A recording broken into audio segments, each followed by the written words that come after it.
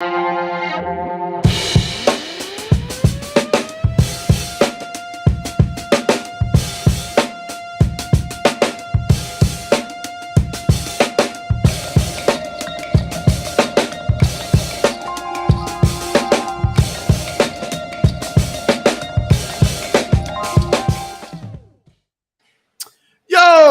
shaking, everybody? Welcome to a Thursday edition of House Divided.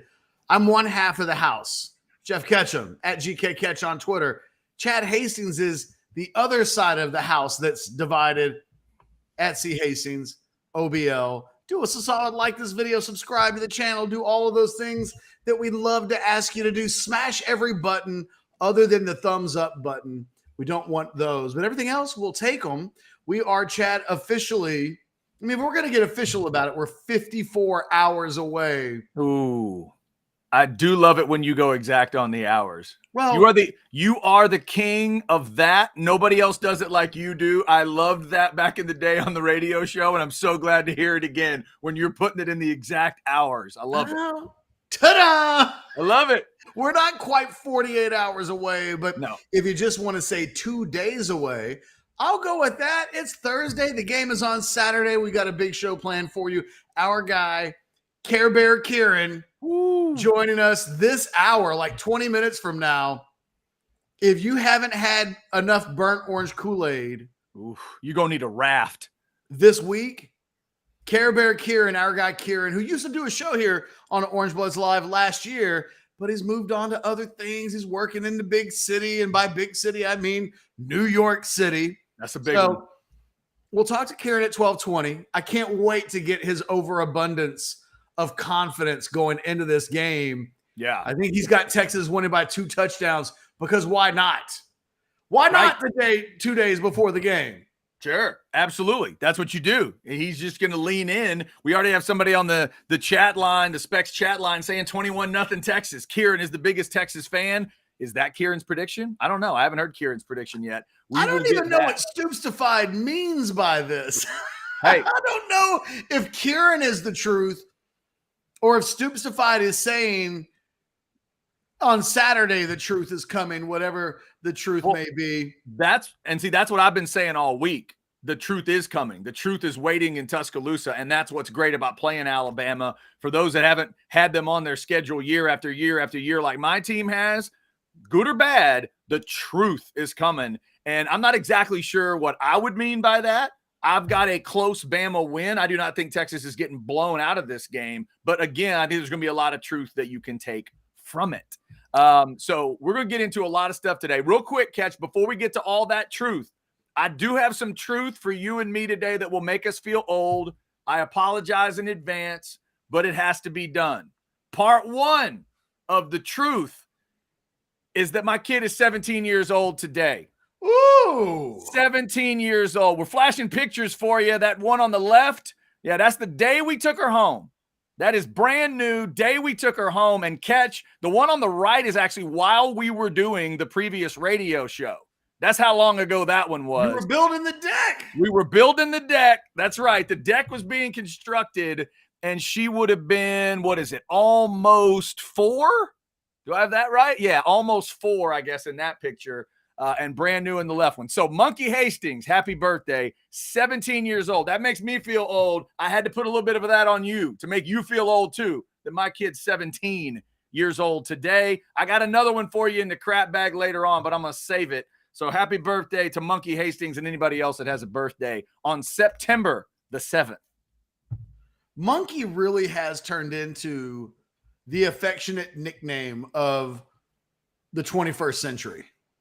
It kind of is. There's a lot of monkeys out there.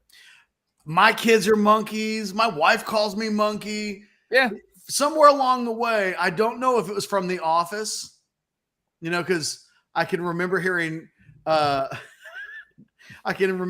Monkey when what's her face? The blonde. You talking about Pam? Dwight. Oh, with Angela. Angela would call Dwight Monkey. Yes, exactly. And that's my wife's name for my daughter. I never really called her that much.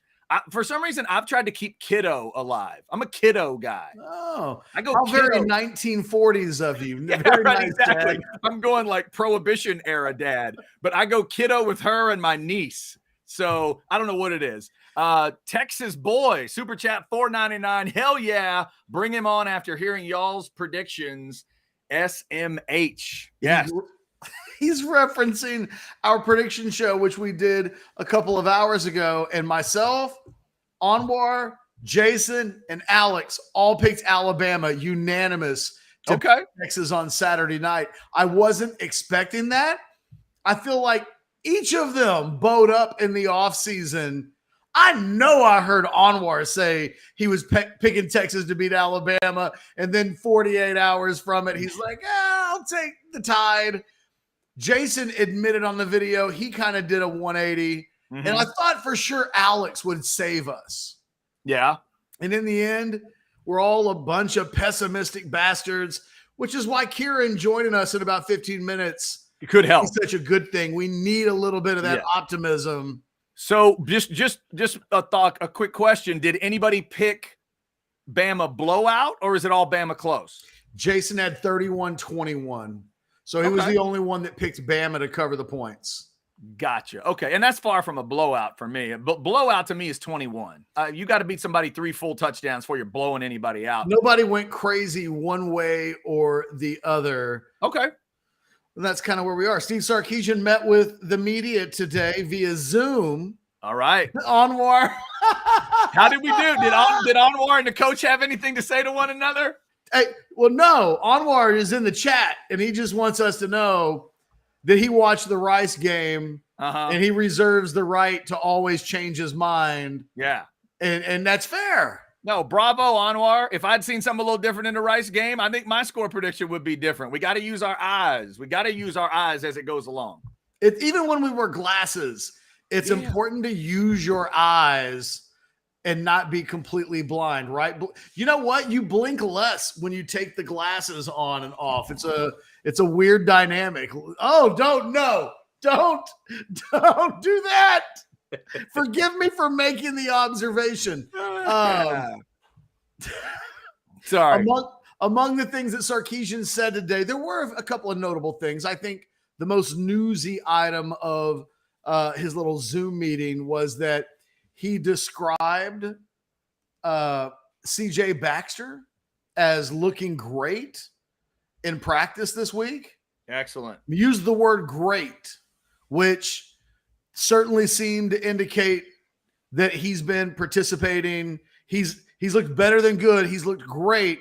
Yeah. And I believe the phrase he used was, I look forward to seeing him cut it loose on Saturday night. So I heard that on Monday, the way he intended it, which was when he said back at practice, he meant back at practice, not on a station.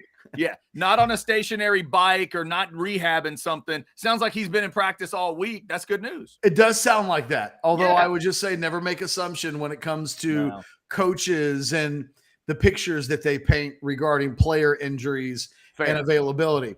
But it looks like CJ Baxter is going to play. And one of the things that Sark says is he's not concerned with CJ Baxter not performing. So it kind of goes to that whole thing of, hey, on set, because we asked this question earlier in the week, who does he trust the most to protect his quarterback? And that may very well be the guy that I think plays the most on Saturday night. When he answered the pass protection question in August, he went 1, 2, 3. He said Brooks, he said Baxter, he said Keelan Robinson. You know, it's easy to say that in August. It's another in the middle of the Alabama game to put your freshman in there and let him be potentially the only thing between him and a Bama blitzer. But everything that he talked about with regards to Baxter today was nothing but positive. Looks like we can look for him certainly in the game on Saturday. How much, I think, remains to be seen. He mentions that DJ Campbell returned to practice this week. Same with Cole Hudson. Seemed to indicate that both of those guys would play on Saturday night. I know earlier in the week, Cole Hudson looked like he might replace DJ Campbell in the starting lineup. Sark didn't answer the question today in a way that gave any indications of who would be the guy going out first with the offense on Saturday night. I think it might be Hudson, but ultimately, I think they may go experience there on Saturday night. Yeah. Given the performance level of Campbell. I read Alex Dunlap's deep dig literally this morning, and it didn't paint a picture of a guy that you'd feel confident going into Tuscaloosa with. So Hudson, I think, makes the most sense. And I think of all the things, Chad, the thing that stood out the most to me from what Sarkisian talked about today, and I don't think he would ever say anything otherwise. All coaches typically describe in the games, they'll tell you the following week whether or not there were any issues, but in the actual middle of the week, they always project confidence. But Sarkisian described the practices certainly on Tuesday, highly competitive, that everybody raised their game, that there was a different level of competition and prep inside of the preparation. So he feels really good about it. I never know what to really make of when coaches say that stuff, because sometimes they just make it up. And then the following week, they'll show up and say, to be honest, I noticed a little something on Wednesday, blah, blah, blah, blah, blah.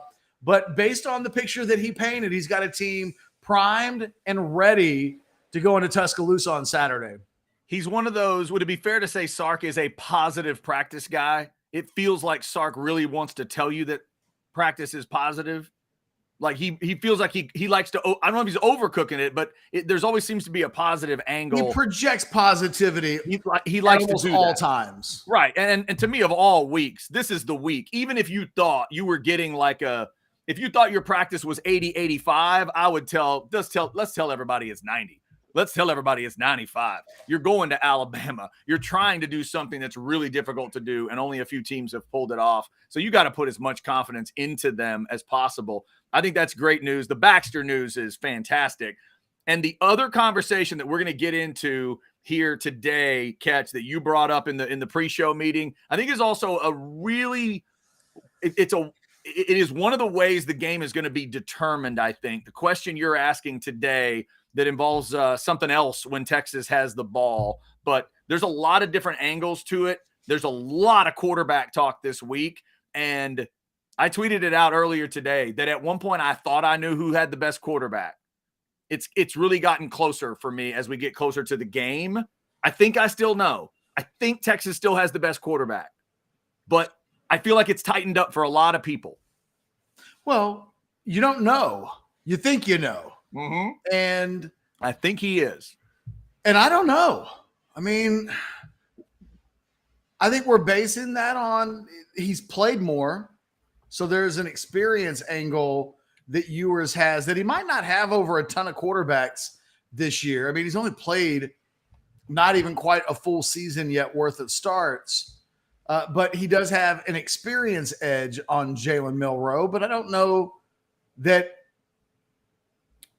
he's proven it in games, certainly consistently. I mean, Texas fans will point to 15 minutes against Alabama, which says a lot, actually, if the best answer is a 15-minute cameo before he was injured in last year's Alabama game and or the Oklahoma game a year ago against the Oklahoma team that didn't have a starting quarterback and, quite frankly, just caved in. Since then, there's no performance that you can hang your hat on to say he's better than Jalen Milroe because of the Baylor game, because of the Oklahoma State game, because even the bowl game. I mean, he played pretty well in that game, but the Longhorns are losing by 17 in the fourth quarter. Obviously, the offense didn't function well that day. Ewers probably threw his best deep ball in the bowl game, and Xavier Worthy had a case of the dropsies that day with a broken hand. So we're waiting to see the Texas passing game come together. One of the observations it was hard not to make this week in listening to Nick Saban talk about the Texas team in general is that it seems like he has a lot of respect about certain aspects of this team. He went out of his way to constantly sing positivity about the Texas wide receiver unit. I get the sense he really likes Xavier Worthy as a player. Sometimes you wonder if coaches look through this of the prism of, I'd take that guy on this team and he could play for us. He mentions the Texas defensive line and the defense as a whole and sings the praises of them. He even at one point yesterday went out of his way to talk about the experience of the Texas offensive line, and that, he didn't go crazy with his praise of that group, but he definitely made a point to single them out. Doesn't talk about Ewers much at all. But one of his very first comments in his opening remarks on Monday was that Texas has a pretty good quarterback who can throw the ball.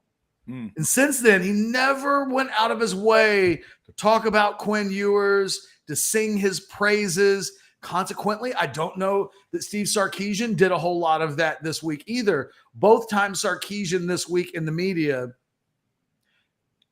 when he talks about Jalen Milroe, it's when questions were specifically asked about Milroe, and then he commented on Milroe. But these aren't two teams where either head coach for either team is going out of their way to sing the praises of the quarterback they're competing against.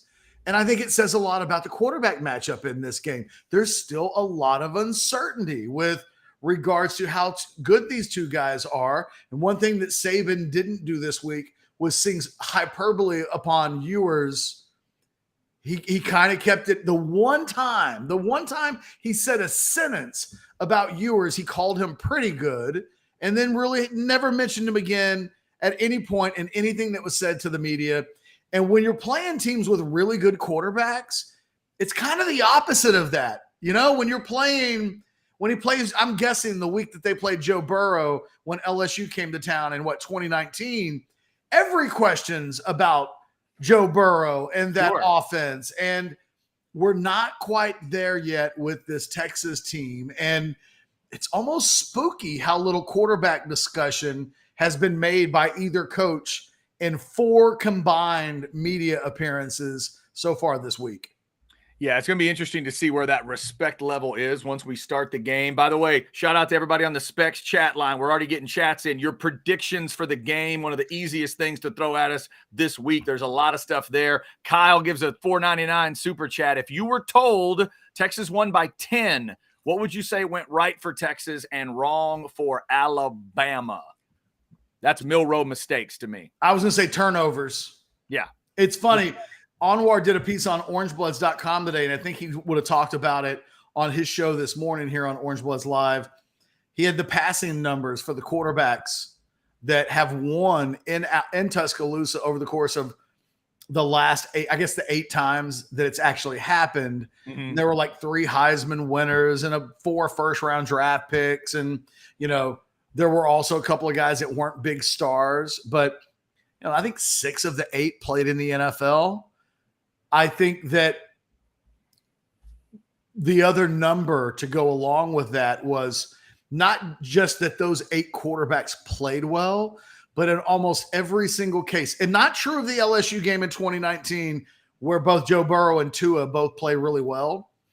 But in almost every other game, the quarterback played well, and the turnover differential from quarterback that day for the team that won versus what Alabama had on the field was always +1, +2 for the team that won. Yeah. So you're not going to win if Jalen Milroe's turnover free, right? And Quinn Ewers has 2 or 3. Okay. Yeah. So if you're asking me if Texas wins by 10, which has never happened before with a Nick Saban team at home, and that would be the biggest margin of victory ever, Texas definitely wins the big play and the turnover battle. Yeah, let's make sure we get this chat out of the way right now because it's just slightly off. Gary says Alabama's only lost 8 times at home since 2007, and all 2 NFL-level quarterbacks that were drafted in the first round. I think we take an L on Saturday. Not true. That is not true. Chad Kelly was one of the quarterbacks that did it for Ole Miss. Matt Flynn was another. Yeah, and whoever was quarterbacking ULM that day, yeah. So breathe.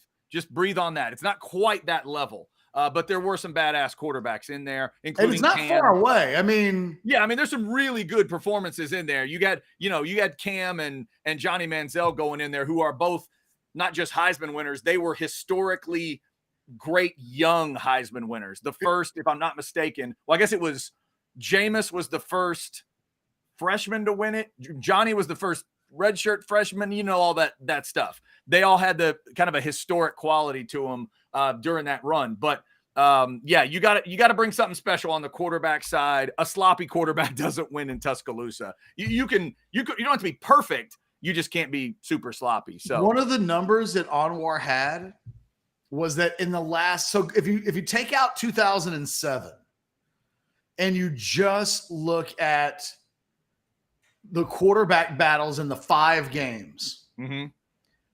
in the 5 losses since 2007, the quarterback of the opposing team, 0 turnovers. The Alabama quarterbacks combined in those 7 games, 7 turnovers. That's big. Yeah. So Burrow in 2019, 0 turnovers. Tua had 1. That game against Mississippi in 2015, Chad Kelly, 3 touchdown passes, 0 interceptions, whereas Jake Coker and Cooper Bateman, remember that name, they combined for 3. Yeah. Manziel has none that day in 2012. A.J. McCarron had 2. Mm-hmm. Jordan Jefferson, way back in the day, him and Jarrett Lee combined in 2011, 0 in a 9-6 game. A.J. McCarron 1, and then 2010, Cam Newton 3 touchdowns, 0 touchdowns. And Greg McElroy, to his credit, was sensational that day. In a 28-27 game, Greg McElroy was 27 of 37 for 377, but 0 interceptions. He didn't cost his team that day. But in every other one of those games, no turnovers for the winner. And Alabama, in most of those games, having 1 or 2, end up being. So that's it. I mean, as far as I'm concerned, that's what we're looking for on Saturday is who wins that turnover battle. Yeah, no, it's huge, Ketch. And to look at the overall turnovers in those 5 games, +1 for the winning team, +1, even, +3, +5, +1. So by my math, that's +10 combined overall in those 5 games you're talking about. So that is it's an ingredient of it. I mean, you need to force those turnovers if you absolutely can. Again, we've got Kieran coming up. Some Kool-Aid is going to flow here pretty quickly on the Longhorn side of things. Send us your predictions on the Specs chat line. Ketch, before we get into Kieran, because I know there's going to be Kool-Aid flowing, tell them a little bit about Mojo Insurance, and then we'll get into Kieran and some Longhorn talk. It's real simple. If you could save insurance and you really didn't have to do anything to do it, wouldn't you want to save a little bit of money? Like, I would love a little bit of money right now just to throw into Prize Picks and put a little bit more action on the game this weekend. Let Mojo Insurance be the thing that helps you generate a little action. Scan that QR code right now. Take your phone, scan that QR code. They have a little form on the website. If you go to Mojo Insurance, mojoinsurance.agency. Click on the Orangebloods form, fill out the little bit of information required to make sure that they can do the checking for you. They shop with over 50 A-rated carriers, and the very bottom line is they're going to do everything they can to save you money. There's no skin off your back should you not save money. That's not what they're about. It's not like they're just trying to, you already have the best deals you could possibly get. Let us take more. That's not what they're doing. They're just looking to save you money. And it's real simple if you let them. Go to Mojo Insurance, fill out that form, the Orangebloods form, so they know that you came because you saw us talking about them, and save some money today. It's kind of that simple. We're waiting on our guy Care Bear Kieran on all of his social media channels to join us. Ketch, you want to get some chat predictions here? We got predictions coming in. Here comes some chat predictions. Somebody's going to turn around last year's score. Dax says Horns 20, Bama 19. I could see that. I could see that. I could see that one as well. Here's another one from Gabe. Gabe, thank you for the chat. 28-17. Can't see that. Texas. Again, nobody's won by 8 or more at Tuscaloosa since Nick took the job. Here's another one, Alabama 24-20. I could certainly see that one occurring. That's right about the neighborhood I've got. I got like 23-17 is what I've been talking about. This one I cannot see, Catch, but I'd love to. Colby back in with 36-17. Milroe throws 2 picks and 1 goes to the house. How about that? Well, and back to the stat you just threw out and that Anwar was talking about. What makes a home fan base more nervous, more pissed off, more rabble than a turnover? Like, there's nothing that affects you more than that. Certainly if it goes to the house, you know what that can do. But that just by the definition of what it is, the ball at the very least stays right where it is. If not, goes the other way, and you're helping that other team. You're helping the visiting team. So it is a huge element of the game. If Milroe makes mistakes, and then on the other side, Catch, if Ewers makes the mistakes or the Texas offense is sloppy and they turn the ball over, well, then it's the avalanche. Then it's the other side of it where you could be down a bunch before you even realize what's happened. Yeah. No, look, I think the biggest advantage I've said it all week. I'm not slowing down now.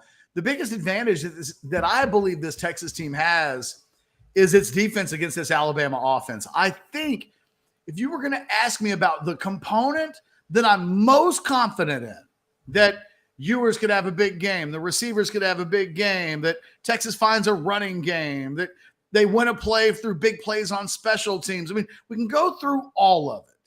This Texas defense against this Alabama offense, I think, is advantage Texas. And I think that there's a couple of mistakes in Jalen Milroe that the question is, will Texas take advantage of the mistakes? Which they didn't last week, right? 3 turnovers, and they got 10 points out of them, though, I think, right? Did they I think they maybe got a touchdown on that third one. First two turnovers, just a field goal. And I'm not even necessarily yes, there's converting opportunities into actual turnovers, but if there's a loose ball on the ground, the difference between scooping it up and running it back for a touchdown or going for the scoop and fumbling the scoop and then falling on the scoop. And it's like, well, we created a turnover. Whew. It does remind me of that scene in Coming to America where we like the kind of money that jingles, but we prefer the kind that folds. Yeah. It's like that with the turnovers. You'll take any kind of turnover, even the ones that jingle on Saturday night.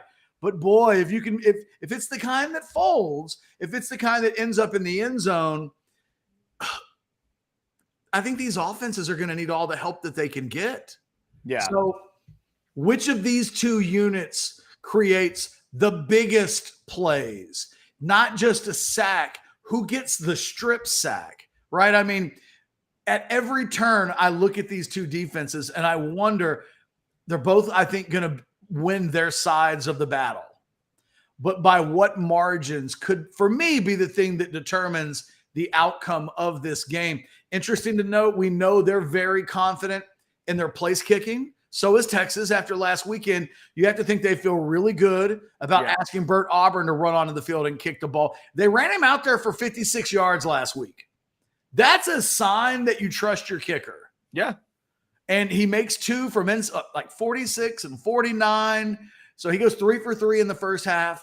We know Alabama thinks their kicker is one of their best players. And talking to Kyle Henderson, who, by the way, did a fantastic job yesterday, Bama football on YouTube. If you missed that conversation that we had yesterday, just go back on our YouTube page and find it. He was excellent again. We had people in the chat, I think, were suggesting that he should replace me on this show. I'm not quite sure where they were going with that, but I remember Arrogant Ass Clown really liked him, and it was weird. He couldn't just compliment him. It had to be at my expense. No, all I remember was that somebody thought he was better than Feinbaum. That's the only. Well, was that too? Yeah, they called him Feinbaum. Feinbaum, I think is what they called him. Yes, that's what I recalled. Yeah, the kicking's going to be big, definitely. All right, still waiting for Kieran. Jay says on a $2 super chat. Thank you, Jay. Will you both shave your head if Texas wins? I mean, I shaved it today. Sure. Right. Yeah.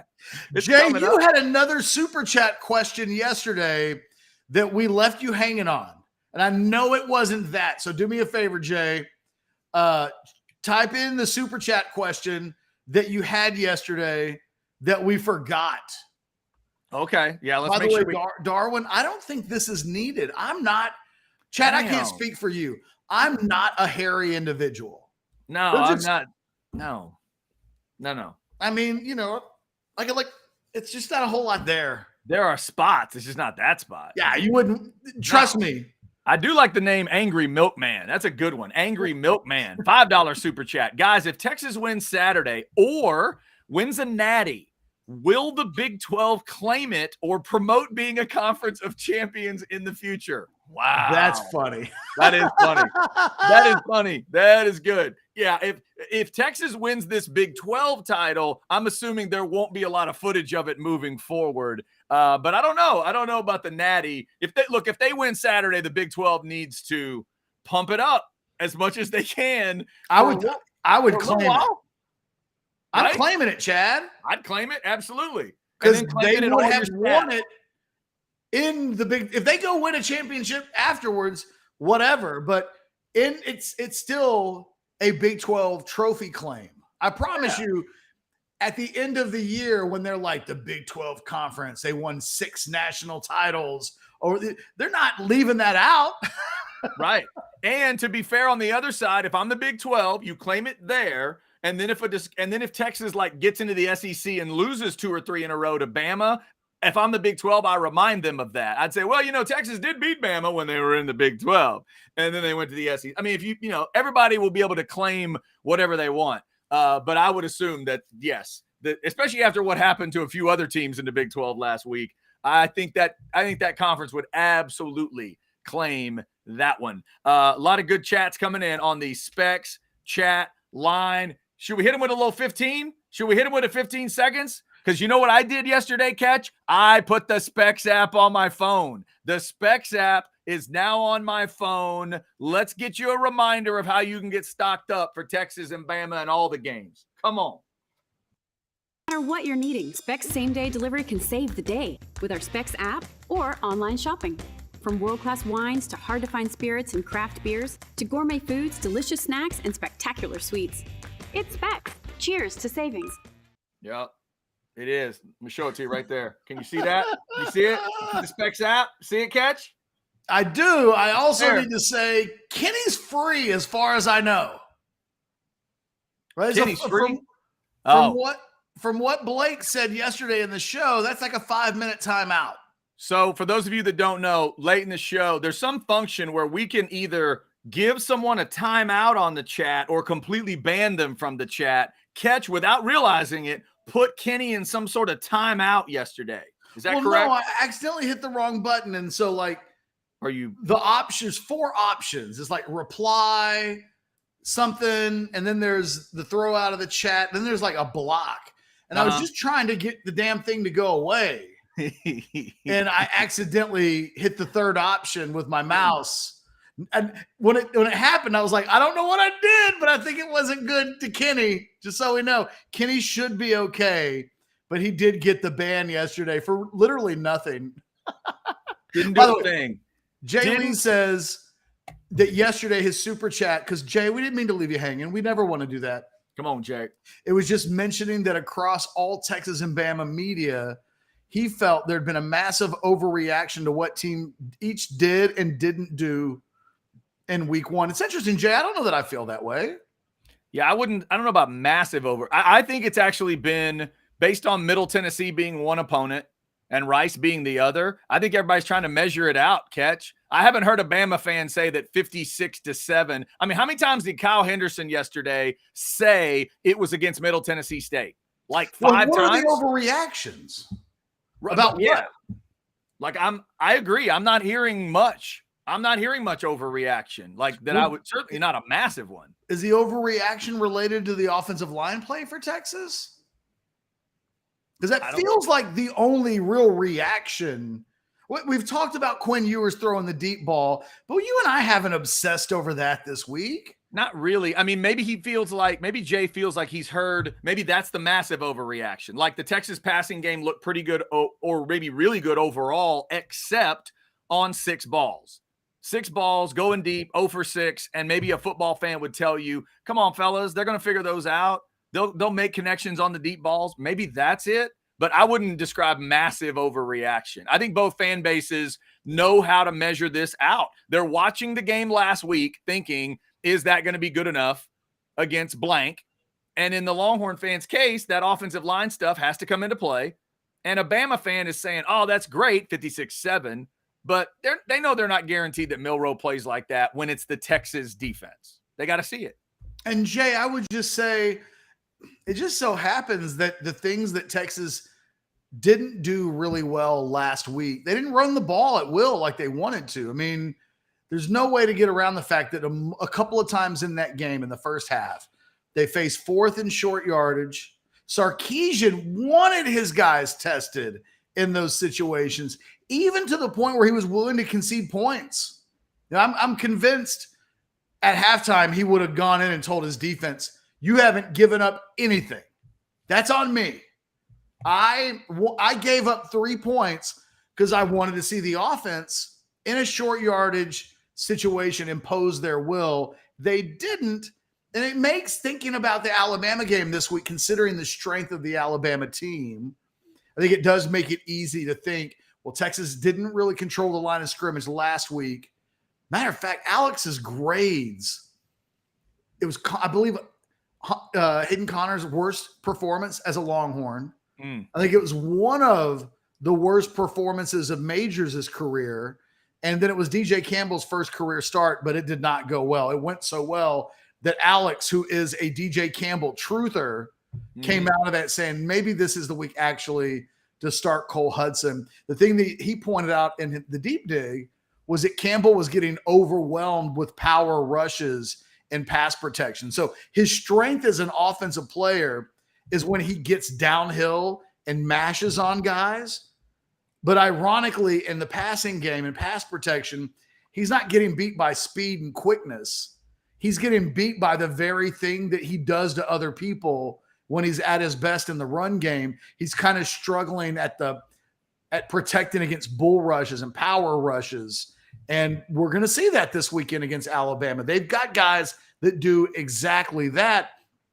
I think we've talked about it this week. And Jay, thanks for the commentary. And by all means, feel free to, contribite more super chats. Thank you, Jay. It took a little bit for it to come out. I can't find the thing is, there it is. I just wanted to take it down, but I couldn't find it. So the only thing I could do, Chad, was click on someone else's comment. I see. Get rid of it. And I didn't want to do that because I didn't see anything other than people were making fun of Paxton. And I don't know what Paxton has done to be made fun of in the chat. This is still happening, though. Is Kenny free yet? The free Kenny is still out there. As far as we know, Kenny is free. As far as we know. Kenny, come on, Kenny. Come on, Kenny. Kenny, hop in. Let us know that you're okay so that people – is that why people were laughing at – no. I don't know. I thought for a second that was Paxton. Ben saying UT over 10 or more for Ben. Some Longhorn fans have that confidence. Let us know if that's where you are. Throw your predictions in there. Heck, Chance Mock mentioned it last night on the Outsider Show. Catch that old thing. Game 1 to game 2, your biggest improvement. When Texas faced Bama last year, early in the season, a lot of people thought they'd get pushed around. They didn't. Somebody sent us this chat just now. In Flood, they trust. Darwin says Flood will fix that this week if it is on film. Do you believe that, Catch? We haven't talked a lot about Kyle Flood this week and his part in this. Do you believe Flood will fix the interior issues? No. Can he? Yes. Yes! There it is. Kenny's free. Kenny, welcome to Fresh Air again. We are glad you can see your family. Kenny will tell you there's only 2 days you spend in. The day you go in, the day you get out. The rest you just got to figure out. You just got its mindset. Good job, Kenny. Well done. I don't even know what to say. Here, I was going to give you some good news and bad news. Okay. The good news is that when I communicated with Kieran on Tuesday, I told him 12:20 Central. He confirmed it with a thumbs up. Thumbs up are and good. then Okay. told me that he had it in his calendar. Mm-hmm. Okay. That's the good news. Yeah. The good news is it's in his calendar. Calendar. Yeah. The bad news is I sent him the link to like an hour ago. Yeah. It still says sent, which means it hasn't been read yet. Oh, look at you using that's second level technology right there. For instance, if you go to if I go to Quandre Diggs in my DMs, where I sent the link, it says seen or read. Yes. It says it said, to be exact, it says 11:23 a.m. seen. Okay, so that's on Quandre though. But correct. So you have no evidence that Kieran has actually seen it. Because it says sent. Yes, sent. Okay. So for those people that think that Ketch and I, who are both picking Alabama, are denying the positive Longhorn love to be on the show, nothing could be further from the truth. We are giving Kieran the platform. He has just not seen the platform, maybe. The good news is Matt Berry bailed on us today, too. Yes, Matt Berry of ESPN will be Monday at 2:20 to recap everything of the weekend. He's super busy. If you haven't seen what's going on in their world, they got a super new studio that they're debuting today. I tweeted that out earlier. Go check out some of those toys at C Hastings OBL. Matt Berry, 2:20. Brian Jones, still scheduled. We're going to have to cross fingers at this point. Brian Jones, 1:20. The one guy we think we've got is the one that can't figure out the video. Yes. What are we doing? The irony is, what if he's completely clean today and everything goes according to plan and there are no technical mishaps and it's just everybody else that flakes out today? Yeah, it sounds like that's what we need, because the guy we were counting on to come on and say, Texas 35-10, he didn't even see the message. And the guy we were expecting to come on and give a national perspective, and who knows, maybe pick Texas to pull the upset, he can't do it till Monday. So, yeah. By the way, Money B, I'm okay. Look, if Kenny wants a 5-minute segment, dang, I'll let Kenny have a link, and Kenny can come on today. I don't know what we're going to talk about with Kenny. Like, maybe Kenny would just do like a freestyle. I'm not sure. Do you know Kenny? Clear about what happened. I gave him a 5-minute timeout on accident, literally with 2 minutes to go on our show. Yeah, it's true. It's not like wasn't the beginning of the show. There was no rant either. The way you know it was legit. Y'all have all heard a Ketch rant. All right. No Ketch rant preceded it. The social justice warrior didn't jump out. He didn't get, emphatic. None of that happened. I went Brian Jones. I just started pushing buttons. He slipped. It was like that first show of the day when I had all the echoes going on. He just slipped. It happens. So look, I'm willing to give Kenny a segment as my way of saying my bad. Don't do it, Kenny. He's going to cut your feed within a minute. I'm going to do the Forrest Gump and let him start talking. Uh-oh. There goes Kieran. What do you mean, there goes Kieran? He just sent me a message. Yeah? That he finally read what you were going to type him? Well, no. He said, Jeff, I'm so sorry. Are you guys still on? Are we I still just told on? him, yes, come on in. Come on in. And while we're getting ready for him, how about these two predictions? Paxton says 31-30 Texas. From an entertainment standpoint, I'd love to watch that. Can we get that game, Chad? I'd sign up for that right now. But Ketch, you'd sign up for this if you're a Texas fan. Get ready. Get ready. Here it comes. Tony says 63-10. Come on, Tony. Let's go. Let's go 63-10. Can you imagine Nick Saban's reaction at the end when if it's 63-10? Can you imagine that press conference? He's going to take those Coke bottles and just start throwing them at dudes. Wow. I cannot imagine no. 63-10. Let's get Michael into the super chat before we get Kieran, who presumably will be here any moment. Come on, Kieran. If you only know these three things, what happens? Okay. Texas wins the turnover margin +1. Yeah. it scores a special teams touchdown, but has 8 more penalties than Bama. Oh, come on now. I'll still take Texas to win that game. I would too. Yeah. If you tell me it's a special teams touchdown plus you win the turnover margin, I'll take my chances. I'll take my chances how those penalties play out, because they could be a smaller amount of yards and just more penalties. I'd say Texas wins. I would change my score from 23-20 Bama to Texas 27, Alabama 20 at that point. Yeah, somewhere in that range. Yeah, I'd go I'd swing it to like 28-17 Texas or 30-21 Texas, something like that. Yeah, I'd swing that to Texas. Tom G says, let's play the what if game. Texas wins wins a turnover battle, wins the big play battle. Because I keep talking about that. It's one thing to have an interception. It's another to have an interception that ends with a touchdown dance in the end zone. Rushes 40 times. And I was about to say rushes more than 30 times. Yeah. You're saying 40. I'm adjusting for inflation. Yes, we've adjusted and we've said 35 is the number. That's the number we're looking at. Circle it. Think about it. If they get 35 rushes, I'd add that on too. That's got to be good news. But my first initial reaction there would just be, Milroe throws 5 picks. I think that would be the first way Scottish Guy Live 2:15 Fridays posted separately later in the day. That is true. We got Scottish Guy tomorrow at 2:15, right after the crap bag. Darwin, this ain't happening. No, God, no. No, that's not the number. That is not the number.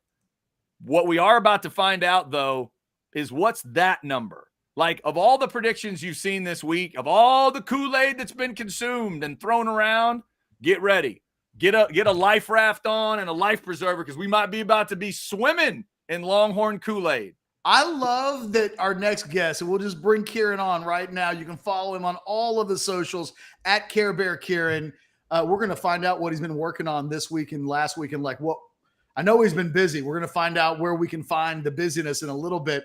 But Kieran was getting into it on his socials, like on Monday or Tuesday, just arguing with randos for like an hour over just Texas football minutia. And I was like, he's ready.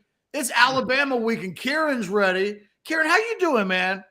I'm doing great. I'm so sorry for coming on late, guys. It is football season. I've been caught up, like you said, in a lot of arguments. That made me so happy, I literally woke up fresh out of bed, was looking on Twitter and just like, got right into it as I needed to, so football season's really back. I got 5 months of this. It's going to be a fun time. All right, Kieran, let's start with where most would end. Let's start with your prediction. We'll work our way backwards. Do you have an official prediction that's out there in the universe? Oh man. Okay. The official prediction I have out there, I think Texas gets it done 24-21. Close game, very close game. I think all you really have to do here is just keep playing solid defense. I think if you can hold, this is going to be a game where Jalen Milroe, I think, gets 20 carries, somewhere around there, kind of like the old Sam Ehlinger days where they're going to be very reliant on his legs. If you can hold that man to under 100 yards rushing, I think we have a very good shot at winning this game. Take away his first read, hold the man, like contain him to the best of your extent. He's going to have some explosive runs. It's just the player that he is. I think we can, if we hold him to 21, I think we have a chance to do it. Here's my concern, Kieran. I feel like on Monday you were more along the lines of 37-24, and now it's Thursday and it's 24-21. Is that frozen, or on Saturday are you going to flip this thing, and then the next time we have you come on, you're going to double dip? No, this is frozen. This is frozen. Okay. This is how I feel. This is how I feel right now. I'll say this. This defense, the tenacity, the speed, running to the ball, fitting their gaps, the interior defensive line, I have faith that they're going to be able to come out there and play at the championship level. I really do. Offensively, though, my hot take on this weekend is this is it for Quinn. Like this is the game for Quinn. This is like, are you going to be the quarterback that we all think you possibly can be? It's going to happen this weekend. And I think the narrative switches. And I understand it's week 2. It's not really the greatest in terms of importance in the whole scale of the season, right? Like we really want to win a Big 12 championship. But I'll say this weekend's going to really tell a lot on whether or not this is a good game or not, or this is going to be our quarterback or not. But I also will say this game goes two ways in my mind, and this is it. Either we go out there and we have an explosive offensive performance, and I think we play in a close game with them and we win, or we get blown out. We get blown out bad. I'm not gonna lie. Like, it's one or the other. I'm not gonna lie. Either our offense goes out there and looks good, like it did in the first quarter and a half last year, or we look like we did in the TCU game, and it's a very embarrassing game. And there's no in between for me. Yeah. Kieran, as an Aggie fan, I have no idea what you mean about you could get blown out in Tuscaloosa. I have no idea what you're talking about at all. Okay, let me get your thoughts on the running game for Texas. Based on what you saw against Rice, if I tell you they're going to give the ball to one guy, say 10 to 15 of the carries, let's say it's the guy that'll get the most carries, who do you want that to be based on what you saw? I mean, the injury kind of sucks for CJ Baxter, but I would want it to be CJ Baxter. Simply just because of size. I think he's the one back that we have that's really capable of breaking those tackles in the backfield, similar to what Bijan and Roshan had to do last year. I'm fine with him or Jay Brooks getting that many carries, but if there was a guy that I wanted to pick to get that, it would be Cedric Baxter. I want Cedric Baxter to get the bulk of the carries, and I want him to have a really solid game. But running the football against this Alabama team, if you told me CJ Baxter has 70 yards rushing, I'd be like, wow, we ran the ball amazing. Like, we did an amazing job. No doubt. So we'll see what happens. Yeah. It's interesting, Kieran. You are – how do we describe your Cowboys? Or if you were like an online relationship status, it's complicated with the Cowboys? It's non-existent. Wow. Okay. Yeah. They're dead to me. Did you hear that? They're dead to him. Well, Chad, I'm speaking to you now more than Kieran because he won't appreciate this I'm wearing Cowboy the thing. shirt today and everything. I'm excited about the season. No, okay. We're like this. I didn't see that coming, but yeah, you do have the Cowboy shirt on. Yeah. The game that's been in my brain is 1991 Cowboys at the Eagles. It was a blood and guts game. Aikman wasn't playing, so Steve Berline was in there in his spot, and the Cowboys win that game, but there were some field goals. Kelvin Martin had a kickoff or a punt return for a touchdown where Isaac Holt nearly decapitated a guy. And in the end, they win that game like 25-13, but it never felt that way. It always felt much more precarious and dangerous than that. I'm like you in that I believe that this Texas defense, if you tell me that we come in on Monday and Bama only scored 13 points, I'm not shocked. It's almost kind of what I believe that is inside of this group, that Jalen Milroe's got a couple of turnovers inside of him that maybe Quinn does too, but I definitely feel like there's a couple of mistakes inside Milroe. Isn't that it, Kieran? At the end of the day, this Texas team wins if the defense is able to impose itself on Alabama in such a way that Milroe never gets going. Maybe they even have to think about changing quarterbacks because Texas just isn't letting him get going. Yeah, to me, that's the catalyst for beating Alabama in this Jalen Milroe-led offense. You saw what A&M did when they made them turn the ball over. To me, that's the main thing with beating Alabama. Goodness gracious, on the road makes it so much more difficult, though. I'm not gonna lie to you, just because I think what they're stressing with Jalen Milroe more than anything is protecting the ball. To me, it's just going to be limiting those big plays. Get him into 3rd and long, take away his first read, and then you just kind of have to hope that you're capable of containing him. Because at the end of the day, when you have this level of athlete back there, it's really tough. He's going to get his from time to time. And Texas, I mean, goodness gracious, we have nightmares about athletic quarterbacks wearing number 4 going up against our team. Like it's not a good history we have. But I do have faith that the defense can hold them. I don't think the turnovers are going to come from Alabama, though, as well as as much as I think it's just going to be us containing them rather than kind of like we did last year. They weren't turning the ball over left, right, and center, but we were containing them. I think that's really where it's going to be, because in these big games, I feel like Saban gets them to a level where it's like, no, we're not going to be giving the other team an opportunity to get their momentum going, especially at home. Kieran, give me a thought on the deep shots. Obviously 0 for 6 against Rice. We know Sark's going to take them. Give me a number for you that's reasonable for how many they'll take and how many you think they're going to hit in this game. I think they probably take around 6 to 7, like legitimate deep shots. I think you probably hit on 2 or 3 of them. I have faith in Quinn's deep ball. I think there's just small things. See, this is my thing. This is my thing. I have a delusional faith in his deep ball simply because if you go back and look at it, they're just very fixable mistakes. But I guess you could say the things about last year. The thing that I do like is he's not throwing it just 5 yards ahead of him or like 3 yards out of bounds. Or I think, honestly, Quinn's biggest problem with the deep ball, and I was saying this earlier, he's getting rid of the ball too early. And I think it might just be a fear of that interior pressure, which, I mean, if you're fearing interior pressure against Rice, you're going to fear it against Alabama. But to me, it's like, dude, stand in there, take a shot, and deliver the ball. You saw Jalen Milroe do it last week against Middle Tennessee State, and he delivered a rope to Isaiah Bond. Like, he stood in there, he took his shot, but your team got 7 points out of it. The same thing would have happened last week in the second half when he hit A.D. Mitchell. But this is the other thing, too, about Quinn. The moment he hits one, the confidence goes through the roof. Everybody's like, oh, finally, it is what it is. You know what I mean? Like, the fact that it's like, I feel like he's got that, it's like a curse or something on him right now. It's the Cubs in the playoffs right now. Like he can't hit one right now. But as soon as he does, I think the dam is going to break, and then you're going to start seeing him just start hitting more and more and more. I actually agree with all of that. I think you're right. I think it's in his head a little bit, even if it's subconscious. I think don't overthrow it, and then he underthrows it. Don't underthrow it, and you throw it out of bounds. Throw it a little bit better. And it's always something, but it's not a question of ability. Nobody questions that Quinn Ewers can make those throws. We've seen him at his best make those throws. It's about consistently doing it. But I think where Kieran's right is if you could hit one of those early, the worst thing that could happen is they throw 2 in the first quarter, Chad, and they go 0 for 2. Then they may not have one completed the entire game. Right. And I'll say, I don't think there's anything now. Well, not anything. A pick 6 would do it, obviously.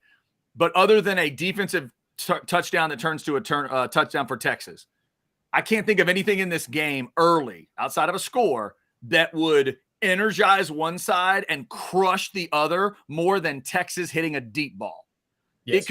It'll do so much for Ewers, the receivers, Sark's confidence, Texas fans' confidence, and that whole building in Tuscaloosa will just drop if they can hit one. 60, 65 yards, tackled at the 12-yard line, first down, and 10 for Texas. Well, Xavier ain't getting tackled at the 12. I'm just letting you know that now. And they're rushing. Well, no, I'm assuming he's going to do what you and I have been telling them to do, and that's go to Sanders or Whittington. So then you're setting up for a play, and that whole play starts to get murmur and rabble. Oh my God, what's happening? I think that could be one of the biggest things that happens early in this game. To your point about hitting Sanders and Whittington as well, I think this is a game where you have to open up JT Sanders' route tree a little bit more. That's your mismatch. That's what, like, Alabama has a very talented secondary. They also have a very talented linebacker group. But my thing is, when you have that guy on the field, to me, I'm tired of just us leaking him out in the flat and be like, oh, go be an athlete. We hit him up the seam and he goes 40 yards into the end zone for a touchdown last time. But I think you have a serious mismatch at that position, and I want them to go to it more and more and more. I want him to be a 10, 15 target guy in this game. I think it's a JT Sanders type game. And you go back and look, that's where when Ewers had his success last year throwing the ball down the field, it was Sanders and Whittington that he overwhelmingly connected with without fault. Whereas we're at a thing with the Xavier, and I'm throwing it to Xavier. I don't care. But he is 4 for his last, is it 36, Chad? 4 for 32. 4 for 30. It's 4 for a whole lot of not enough. I'm still throwing it to him, though, because I can close my eyes and see it coming off, and it changes the game. Let me do this, Kieran, and it may be my last question. I don't know, but because this one could take a while. Let's project to Monday. We're recapping the game. And we're talking about championship players for Texas. I'm thinking about the Kirk Bowles question to Herman. How many championship players do you have? And we talked about this numerous times, Kieran, on our show in the last month or so. Like, how do you equate that? Who are the guys on Monday that you are 1,000% confident of will show up, play out, And we don't even have to worry about on whether or not Monday we'll be talking about did they play well in this game. You want offense or defense first? Both of them. Who do you believe in? T'Vondre Sweat, I think, is going to have a ridiculous game. The way I think the level that he's going to play at this year, he's going to be a top 5 interior defensive lineman taken to the draft next season. Jalen Ford, I think he's got the consistency down now that he was missing a little bit at times last year. He's going to play phenomenal. I think Jaron Thompson and Jalen Catalan are going to come extremely prepared. At the corner position, I worry about Ryan Watts. I think that opposite corner side, though, I think Terrence Brooks and Manny Muhammad have a lot to prove. So I think one of those guys is going to have a great game. At edge, I'm not as confident, unfortunately. But I'd say those guys on the defensive side of the ball. On the offensive side of the ball, I think Kelvin Banks is going to do his thing against Chris Braswell and Dallas Turner. I think Christian Jones is going to do his thing as well. CJ Baxter, if he gets the touches, I think he's going to show us just how special he is. Xavier Worthy played with people. I think that's been like not talked about enough. Just how much Xavier Worthy attacked the ball last week. The fact that he was leaping up over dudes trying to catch balls behind people's backs. He was doing everything that you wanted him to do, running every single route with really intensity and blocking with intensity. I'd say him as well. And hopefully catch Quinn Ewers. Hopefully there it is. I'm tired of seeing YouTube shorts of you, Ketch, talking to Alabama guys about him not being able to hit deep balls. So you know what? When he goes out there and he hits 3 or 4 deep balls, we're going to have a conversation. We will. Dude, I'll be ready. Yeah. I'll be ready. Yeah. Quinn Ewers. The best thing that could happen is Saturday night we do our watch along, and it's just people pouring into the chat, giving me the business. I'll take it. Believe me, I've been in the game for so damn long. I'm numb to the blows. Just bring me your smoke. Bring me your heat. If it means Texas wins and Quinn Ewers breaks out and has a superstar performance, I'll be the bad guy. Bring it on. That sounds like fun. Yeah. I need Sounds to see. like Fun. It's the thing. You'll get there, Kieran. One of these days you'll be 40. I know, to a man who just turned 25. It sounds like the worst thing possible. I'm up there now, man. I'm closer to 30 than I am 20. I might as well be 40 right now. Oh, stop it. Just stop it. There's no need. When you actually turn, see, that's some shit that someone in their mid-20s says. Yeah, I might as well be 40. I'm almost 30. Yeah, One of these days you'll be 40, and you'll have been insulted in so many ways repeatedly that you'll be numb to it, and you'll be okay. You'll be like, you know what? I've been run over by trains before. I'm still here.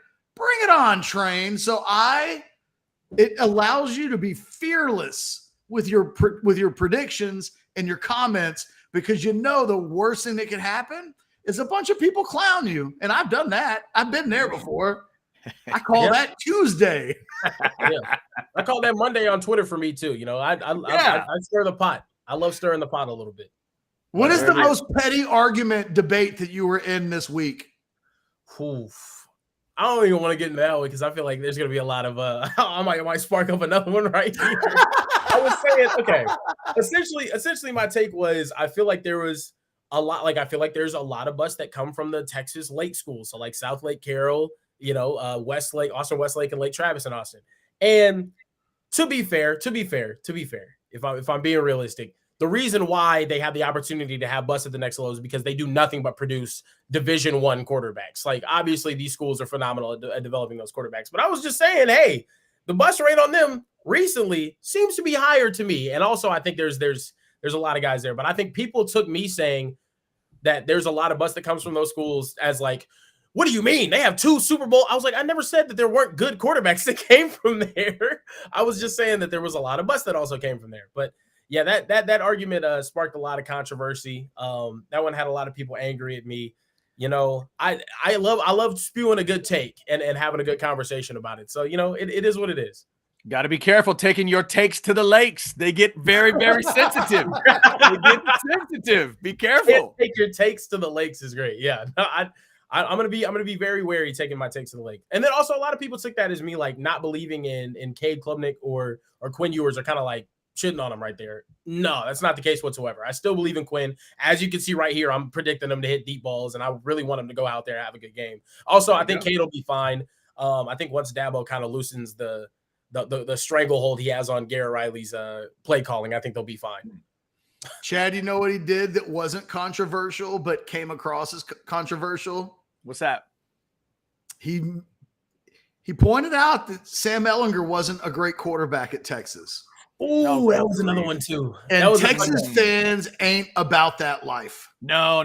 They don't want to hear that. No. They just don't. Nope. Like, don't. If you do it, it doesn't matter whether or not you have facts to back that up. It just doesn't. That's the Buford T. Justice. You can think about it, but don't do it. Sam Ehlinger was a solid, good quarterback that got us out of quarterback purgatory. He just wasn't elite. Like that's all I'm saying. He wasn't elite. The closest thing he had to elite was that sophomore season, but after that he regressed. And also my other take was like people were saying, "Oh, well, Sam saved us in so many positions." Sam also put you in those positions to be saved. Like the game that I'll tell you what. This is my overall take that I've kind of spewed. I haven't really said this publicly. The game that I always think about when I think about Sam Ehlinger, right? The game against Oklahoma his senior year, right? The one where Spencer Rattler ends up coming back into the game, all of that, right?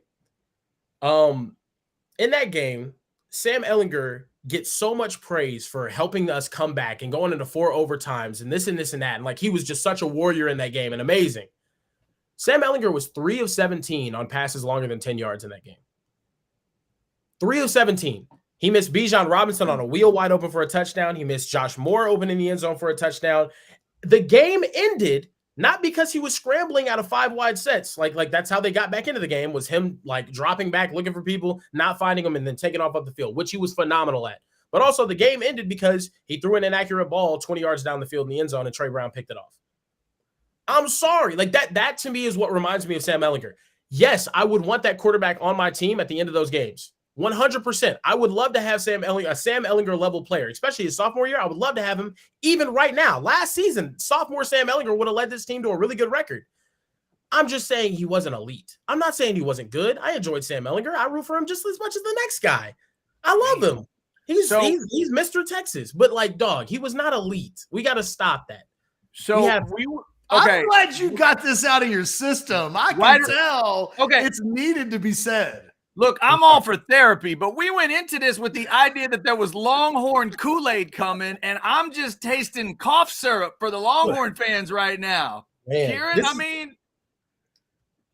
blame that on me, Chad. I poked the bear. Oh, it's your fault. Absolutely. You start talking about when you've done it a long time, you won't even care. What was it that you said that pissed him off, Kieran? And you opened it up, and then you turned into a therapy session, and now Texas fans are down a little bit. Yeah. But he ain't wrong. I'm not lying, guys. I'm not. I mean, also, when you have a 4th-year senior quarterback against Iowa State taking a bad sack at the end of the game, giving Dicker a 57-yard field goal, how am I supposed to say that guy's elite in year 4? There we go. Year 4. If he was an elite quarterback, he wouldn't be there in year 4, would he not? For those that just jumped in, just to reiterate, Kieran is picking Texas to beat Alabama. 100%. Oh, yeah. Kieran is picking Texas to beat Alabama 24-21. That is a fact. Ewers is going to have a really good game. He's going to hit multiple deep shots, and he is going to play, unlike Sam Ehlinger, at an elite level on Saturday. Wow, there it is. Okay, there it is. It's like a curveball a compliment that came back around. Ketch, you got anything else? Oh, my God. No, because I was thinking of Kieran's not wrong. It reminds me of the Big Lebowski scene. I just don't want to say you're just an asshole, but that's the scene in the movie where it's like, you're not wrong, but you're banging on Sam. Kieran, honestly, you made the argument that I've made, and I just sat back and swole up with pride knowing that you and I aren't alone out there. We have each other if we have nothing else, but I have been on the wrong side of what the receiving welcome for that take, and all I can do is smile through it. I enjoyed it. I just want you to know I enjoyed it. Yeah, I'm glad to know that somebody enjoys it. It's a rough take to have. It is. And the thing is too, I don't love Texas any less because I have this take. I'm not pessimistic about us anymore. Like Chad said, I'm picking us to win. I just have realistic takes. It was the same thing when I made the one shining moment video for our 2021 season. I had people calling me a Sooner. I was like, brother, I can't laugh at the fact our special teams got a child bitten by a monkey. Like, I can't laugh at that's crazy. I'm sorry, that's crazy. I have to laugh. Here's hoping the monkey has a good time this weekend. Hey, the monkey's gonna have an amazing time. The monkey gets to go back home. If on Tuesday, Kieran, there's a TMZ story involving the monkey at a game, like an after party. Yeah. Yes, please. 100%. I will absolutely take some monkey controversy on Tuesday for a win on Saturday. If we win, I'm getting sloshed and I'm finding the monkey. You will see pictures of me with the monkey at a bar in Tuscaloosa with angry Bama fans all around me. I'm finding the monkey. Hey, Kieran, last thing before we let you go. What are you working on? What can we be on the lookout for? So this weekend, going to Alabama. We're gonna do a bunch of like college football games. So we're going to Alabama. I was at Rice this past week. I have a video dropping today, actually. Funny enough, of some fun takes that I got at the Rice game. So nice. Be on the lookout for that on Twitter and on my socials. Football season starting off today though, so cannot wait to see what my Kansas City Chiefs do. My Kansas City Chiefs. Oh, Lord. My Kansas City Chiefs. But yeah, so, we're traveling a lot. We're doing a lot of sporting events. Canelo boxing match at the end of the month.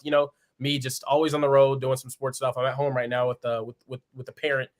But, it is what it is. We're having a good time. It's going to be really fun. Make sure you guys stay tuned in. We're still growing out here. Ketch. We'll get the promotion out. As soon as we see that video, we'll make sure it gets plastered everywhere. We'll do our part. Appreciate it. Thank you, guys. Thank you, Kieran. Follow him on Twitter at CareBearKieran. Same thing on Instagram. Follow all of the socials.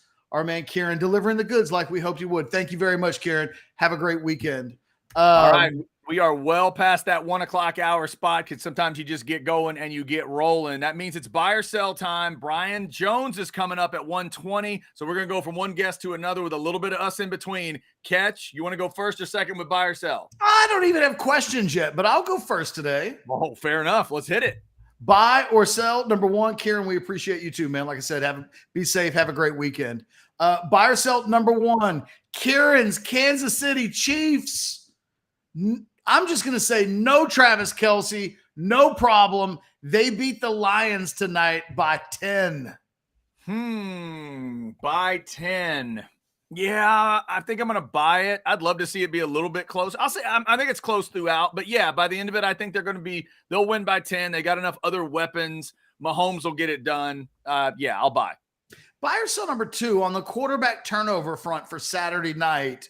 By the way, it just occurred to me, we didn't ask Kieran about your Aggies playing in Coral Gables, and I wish we had. Yeah, I was going to. It got really sad and dark at the end there. I should have brought it back. I was going to bring it back up with that, but man, the time crunch was tough. If he'd come on time, I would have. Buy or sell number two, as it relates to turnovers on Saturday with the quarterback position, you're not favoring one guy having more than the other at this point. You kind of think it's a push in that department. Yeah, buy. I don't know that game boils down to – I don't feel a lot of quarterback mistakes determining this game. I think it's going to be a blood and guts kind of football game. It's going to be blocking and tackling more than that. Buy or sell number three, we haven't seen our guy Barry this week. Barry! Come on, Barry!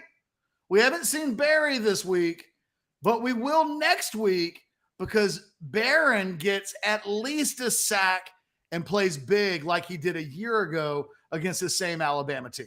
Now, I'm going to buy it. I'm a big fan of 88. I think he's got to be huge for this team throughout the season, but specifically in this game. So I think he's got to make a little noise. Otherwise, the Longhorns can't get it done. So I'm going to say buy. Buy or sell number four, the Stephen A. Smith shtick with regards to the Cowboys, the glee he takes in their failures, the smack talk, all of that stuff. You're kind of a fan. Buy or sell? Buy. It always makes me smile. Yeah. It always makes me smile. It doesn't necessarily help me process the pain, but the pain's been around so long that he's not responsible for processing my pain. But yeah, I'll buy it. It's a good bit. And I'm sure it works for him. Obviously, it works for him overall because Cowboy fans are so sensitive to that stuff. And all the fans that hate him, they love that he's doing it. So yeah, buy. I'm with you. By the way, I have a VHS tape with 6 hours of WIP Philadelphia radio discussion following the Cowboys beating the Eagles in the 92 playoffs. Wow. I haven't listened to it in 30 years. That's but gotta be I good. remember some of the hot takes on that. Dang. When I get it converted over to digital, buy or sell, you want me to send you a copy and you'll listen to the full 6 hours. Oh, buy. Absolutely. I'm in. I'm telling in. you, it's glorious. I'm in. Buy. No. It's got radio legends on there, like the biggest names in the history of Philadelphia sports talk, all saying things like, it's despicable that Troy Aikman came here and got a victory. He's a bum. He's never going to win a Super Bowl. Like a lot of that kind of stuff, just bitterness. And I can't wait to listen to it. Oh, that is fantastic. All right. That was 5, correct? Yes. All right, Ketch. Here we go. Buy or sell number 1. Neither Texas nor Bama will play a backup quarterback on Saturday. This is number 3 versus number 4. Buy. It's going to be close. I don't think Milroe's going to turn the ball over in a way that's going to get him benched. And Ewers ain't coming out of the game. Yeah. He's just not. All and right. consequently, we know the game's going to be close, Chad. So it's just not a game. Well, I suppose there is a scenario where Texas plays a backup on Saturday, but I think we've agreed we're not going to talk about that. Am I correct? No, let's not talk about that. Okay. No, not talking about that. Buy or sell number 2, Ketch. Let's go to the NFL. Your division picks in the AFC are Baltimore, Jacksonville, Buffalo, and Kansas City. Buy. Yeah. I think if there's one that I've got a little bit of a hesitation on, it might be Baltimore. Like, I think Lamar Jackson is going to have a great year, but that's such a competitive division. I have so much respect for the Bengals. So I think it'll probably be between those two teams. There's always a surprise. It feels like everybody's giving the Jets credit. So I still will stick with the Bills. Yeah, no. I'm with you on that. All right. Buy or sell number 3, Ketch. Let's just get your thoughts today. Bama wins, but Texas covers the 7. Buy.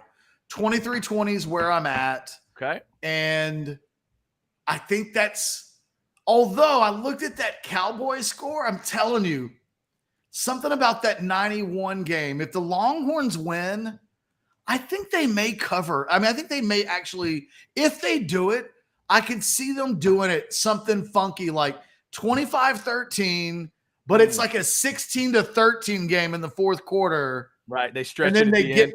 they get a score late that, just like that game when Irvin scores the, well, I guess it wasn't it Irvin that caught the ball in the end zone from Burline late in that game? I think it was. I am not remembering that game that clearly. Well, you remember Isaac Holt decapitating the dude on the Kelvin Moore. I got to send you some highlights. I remember that. I'm not remembering who caught that one ball, though. I did not remember that one, but I love the memory.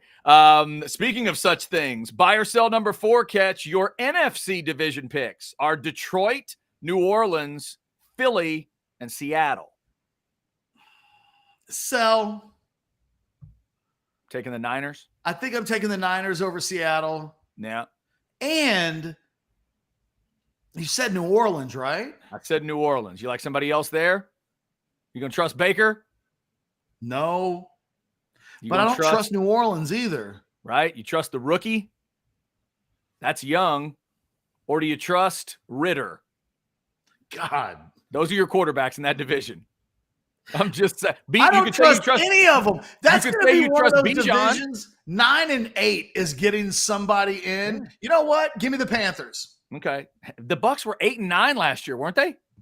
Right? I don't remember. They barely got in, and they weren't great. All right, Ketch. Finally, let's see if we can have a man's game here. Buy or sell? Get ready. Today, Shannon Elizabeth turns 50 years old. I thought you were going to say 40. That is your ultimate feel old for a lot of us today. Shannon Elizabeth in American Pie, hotter than Jennifer Love Hewitt in Can't Hardly Wait. Bye. Okay. I think I agree. Can I give you a scorching hot Thursday hot take? Give me a hot take. Jennifer Love Hewitt overrated. Oh my God. Not saying she's not attractive. Wow. Not saying she's not attractive. She's a Waco girl. I love my Waco women. This is a battle of Texas girls. What I'm telling you is she is slightly overrated. Wow. And Shannon Elizabeth is not. Wow. Happy birthday to Shannon Elizabeth. 50 today. Hard to believe. That is God, by I hope herself. there's nobody that knows Jennifer Love Hewitt. And they're like, you know what Ketchum said on Orangebloods Live? Hope there's not that person out there that exists. But I've always felt like a little bit overrated. Yeah, I think you're nuts there. And I thought I was putting together a hell of a brunette Texas girl battle. But obviously for you, I made it really easy. They're both incredible. I think, look, Chad, I think most people in the chat would tell you that I'm on the wrong side of history. Okay. Yeah, no, look, I see some sell, JLH all the way. That's what I'm saying. I think the people in the chat. Chad's really good at this. Thank you. I appreciate it. Hey, I'm the one that had the triple threat match last week. That's true. Ketch was the triple threat. That was good. You got the matchup correct. It's just that I have a scorching hot Jennifer Love Hewitt take that almost no man, red-blooded American male, agrees with. That's okay. Everybody has their own thing. Everybody has things they like and don't like. We understand that. Buy or sell every day right about 1 o'clock. I love that our guy here is like, picks, Blake, picks. Yes. That needs to be the next level, right? Do we need to take it to the next level where we put comparison pictures up at the same time? That would be you know what? I think BJ, I have no idea whether he will agree with me or not. You want me to present it to him and we'll find out? Yes. All right, so that's how we're going to start the interview because, ladies and gentlemen, it appears that technical things have been figured out, and it is time to talk some college football with the one and only Brian Jones of CBS. What's up, man? Yes! Yeah! In the face! Yes! You know what? I'm just have a long sip out of the Cowboys cup for Brian. After we go. Mm-hmm. All right, hit him with it, Chad. Well done. Okay. Someone said, I saw a good friend of mine that watches your show sent me a screenshot of someone's quip. He said, BJ might be upside down or sideways, but he's on time. So I got a great chuckle out of that. That was 100% correct. But today we are here in full effect, no technical issues whatsoever. I'm home. Maybe that's why. Nice. All right, Brian. So before we get into the football, Ketch would like me to present to you the hot white girl battle that I just presented to him. Are you ready? Okay. Today is Shannon Elizabeth's 50th birthday. All right? Shannon Elizabeth. American Pie. Remember American Pie, right? Okay. She's the exchange student in American Pie. We see her naked. So Shannon Elizabeth in American Pie is hotter than Jennifer Love Hewitt in Can't Hardly Wait. No. Jennifer Love Hewitt. You're going Jennifer Love Hewitt. Okay. Yes. I told you my take is a hot scorching take. Hey, Ketch, the heart wants what the heart wants. Again, I think there's no loser here. We're talking about, come on now. We're talking about world-class hotties in their prime. Texas girls in their prime. Come on now. Jennifer Love Hewitt.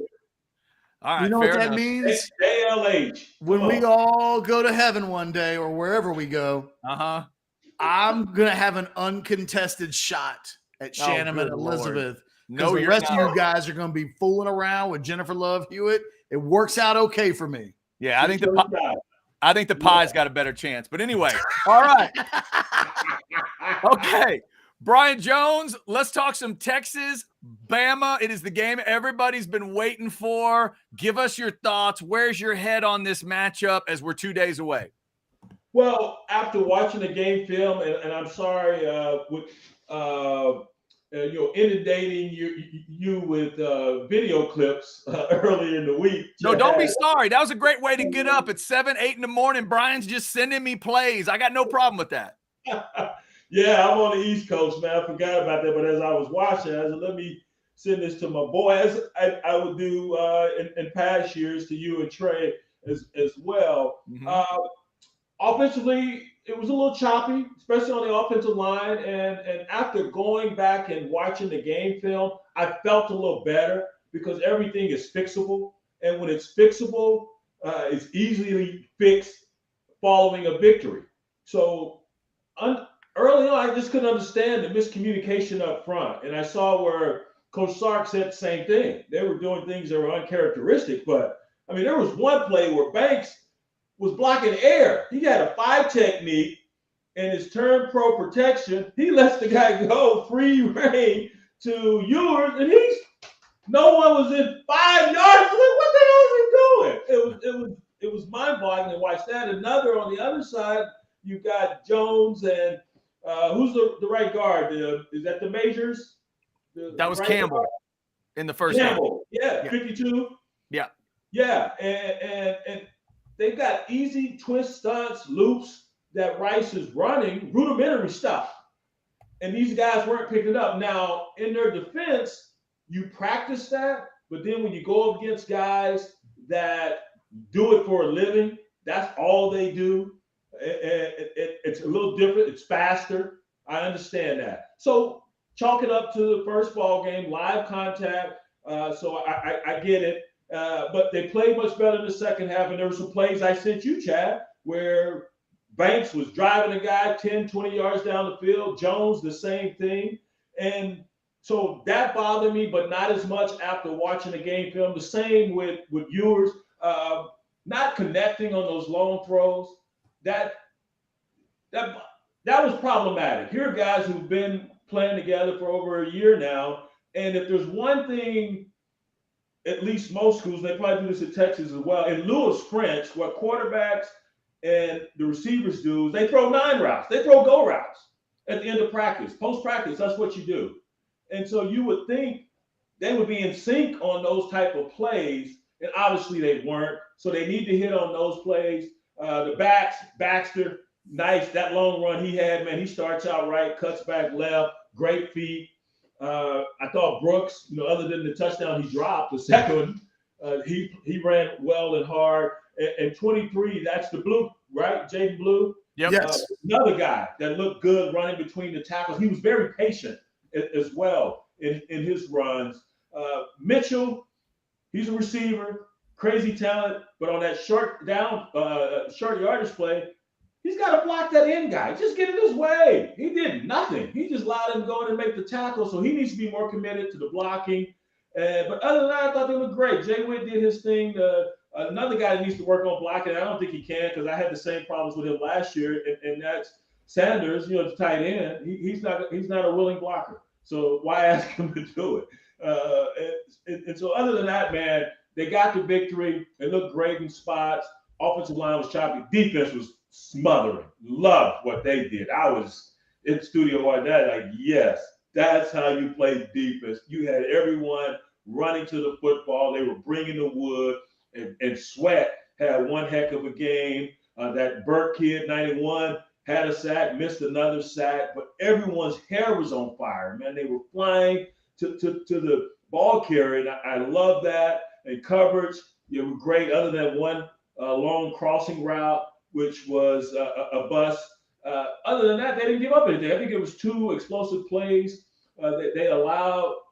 But that's what you want to see on the defensive side of the ball, man. Ford, once again, he just attracts the football. Got him another pick. So I love what I saw there. They didn't have to dial up blitzes to get to the quarterback. If they can do that this week, and that allows you a lot of flexibility to keep some eyeballs on Jalen Milroe, who's a hell of a quarterback, especially as a dual threat. If they can get that type of pressure with just the 4 guys, and it was all of them. It was, Sweat. It was 95. I'm forgetting his name. Help me out. Collins. You had Broughton, 45. All those guys. I mentioned Burke. That kid, 43, that linebacker, he was bringing the funk. Very physical player. So they played a lot of guys. And everyone they played, it seems as though they knew what the heck that they were doing. And that is refreshing. I think I heard someone, they played like 30 guys on the defensive side of the ball. And that's you want to have those reserves that have had some game time. You're going to need them late in the season, man. So it's excellent that you could get that type of game action for the guys who are not going to start. So overall defense, I have no complaints whatsoever. That was wonderful. Now looking at Bama, I went and looked at their film, and Chad, I think I sent you a clip from them as well. Their offensive line had some issues. Middle Tennessee State, I believe, had 2 or 3 sacks, and some of theirs were more of the physical variety. Whereas with Texas, it was miscommunication. Those guys, Middle Tennessee State, they were running through some Bama guys. They were running through backs that really weren't committed to pass blocking. And I know they got an earful in their film session because that's not Alabama-like. So they will correct that. That was their first game. Obviously, Texas' first game. So all those things will get corrected. But there were some issues on that Bama offensive line as well. When you look at their defense, they got some guys that looked the part. Braswell, 41. They got this one kid. He's not even a kid. I think he's a senior now, 40. Man, I'm looking at this dude like, damn, I need to go work out. This cat, Blackshear. Woo! He's the type of cat you want to let get off the bus first. and man, they looked the part. But my point is, I didn't see a Will Anderson Jr. out there. I did not see a guy with that type of ability. I didn't see a guy as violent as he played. Not to say they're not good. They are. They got another young man transferred from Georgia, Tresman Marshall, I believe his name, linebacker. They only had 19 tackles in his 4 or 5 years there at Bama. At Georgia, transfers over to Bama. That just shows you what type of talent they have there that this kid has not transferred to Alabama to get some playing time. And that's not a knock on him or what they have at Bama, but he couldn't break into that lineup at Georgia. They got some dudes, and he wasn't one of them on campus that long, and you only got 19 tackles. Now he's found some playing time. So my point is, I think this is an even fight, guys. Everyone's saying a couple guys I work with at CBS, we picked the other night, took Bama, and they said they would boat race Texas. I don't believe that. If Texas plays and doesn't have self-inflicted wounds, they can win this ball game. And hell, I'll go out on them and say they can boat race Bama because Texas has the talent. It's comparable now, and they can look at last year's film and say, we had these cats. We had them lit with a Heisman Trophy quarterback. Now, Jalen Milroe is good. He threw 3 touchdowns, 2 he ran for, something that's never been done. But when you can't get pressure on him and guys are wide open, you can do that. I don't foresee guys being wide open. I don't foresee him having that amount of time to throw. So this is an even fight. And I think Texas can win this ball game. And I'm going to say it won't be close if they come to play. Everyone thinks Bama's going to boat race. That's bullshit. That's my one curse for you. That's it. No more. No, I'm tired of hearing that. People saying, oh, Texas back. Well, we say that. I said it, yeah, because I saw it with my own eyes, being there on that field with them at that practice. And I understand my boy Randy Cross is tired of hearing that. Well, Horns, go out and prove it, man. You belong. You know you belong. Go prove it. Brian, it sounds like you think both of these defenses can take advantage of the same kind of issues potentially, that both teams have offensive lines that need to be better on Saturday. Is it the first one to 17, the first one to 20? Like I've been thinking this game plays lower scoring than a lot of people think it's going to be. Yeah.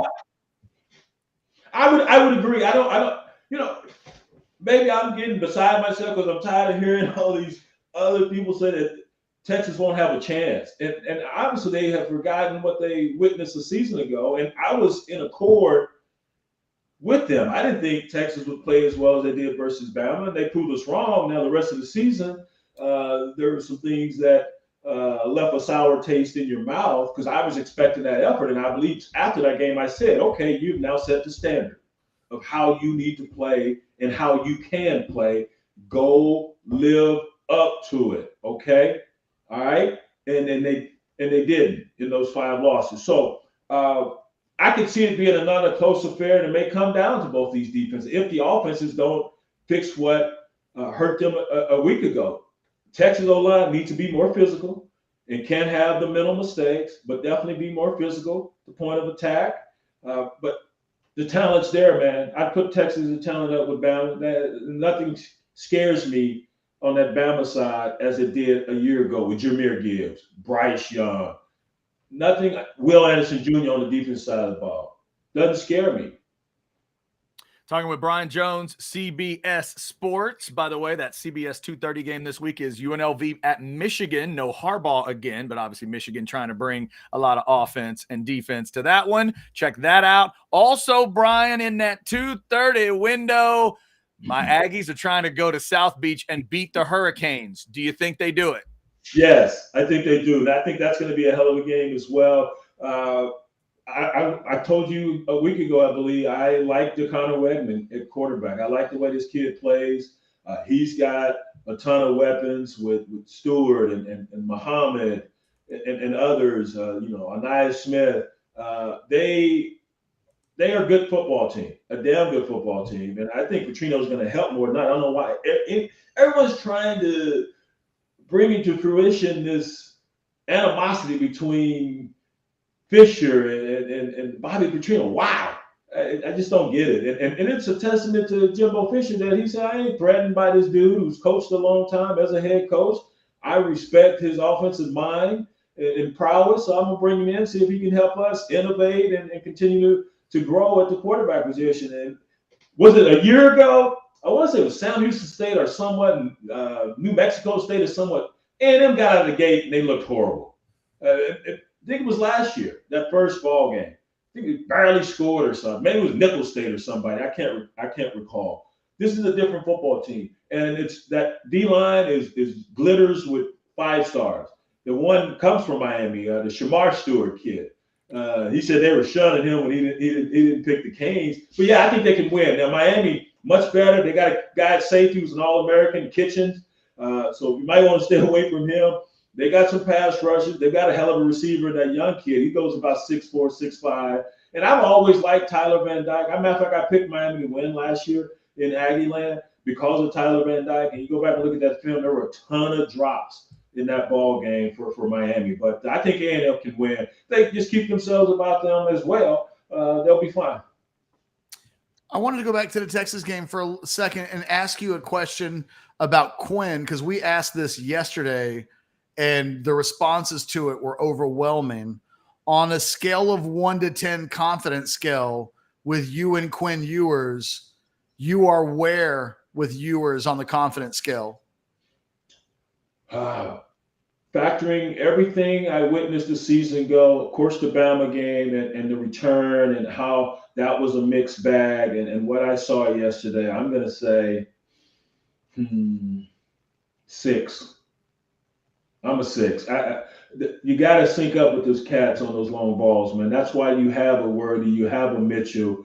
Those cats change everything for your offense. And they, trust me, at Alabama, in their defensive meeting, they are circling both of those guys. And Mitchell's gotten Bama before when he was at Georgia, a couple times in the college football playoff, in the SEC championship game. So they are circling those guys. We cannot allow these guys to beat us. And how do we not allow them to beat us? Is by getting to the quarterback. Now, offensive line is going to factor into whether or not Ewers has a good game. But when he has the opportunity, he has to hit those guys in stride. And he also has to recognize things. For instance, going back to the TCU game last year, he had Bijan Robinson, little outlet in the flat, wheel route, missed it. You got to be more decisive and know where your guys are. So I'm going to say a 6 until I can see more consistency from him. Need more consistency. First game, all right, we're going to chalk it up to that. But once again, you should be able to hit those guys, man. You've been working with them all spring. You've been working with Worthy since last year. Those 9 routes, those are the easy ones. Put enough air under the ball, let them go get it. Because either one can go get it. Just throw it up there with enough air, they're going to go get it. Or I bet they can induce the defender into a PI. Brian, you've watched Bama play a whole lot, working with CBS and how much they're on, and you guys have focused in on Bama so much over the years. Give me a sense, like for a Texas fan that maybe hasn't watched a game in Tuscaloosa, right? Then maybe they don't tune into a lot of those games. They're paying attention to their stuff. What are you going to look for in the first quarter, early on? It's first 5 to 10 minutes or whatever, because I'm sure you've seen it where like 5-6 minutes in, oh, Lord, this team does not have a shot. Nick's crew is going to roll them out of here. What do you look for early when somebody's trying to go win at Bama? How physical they play.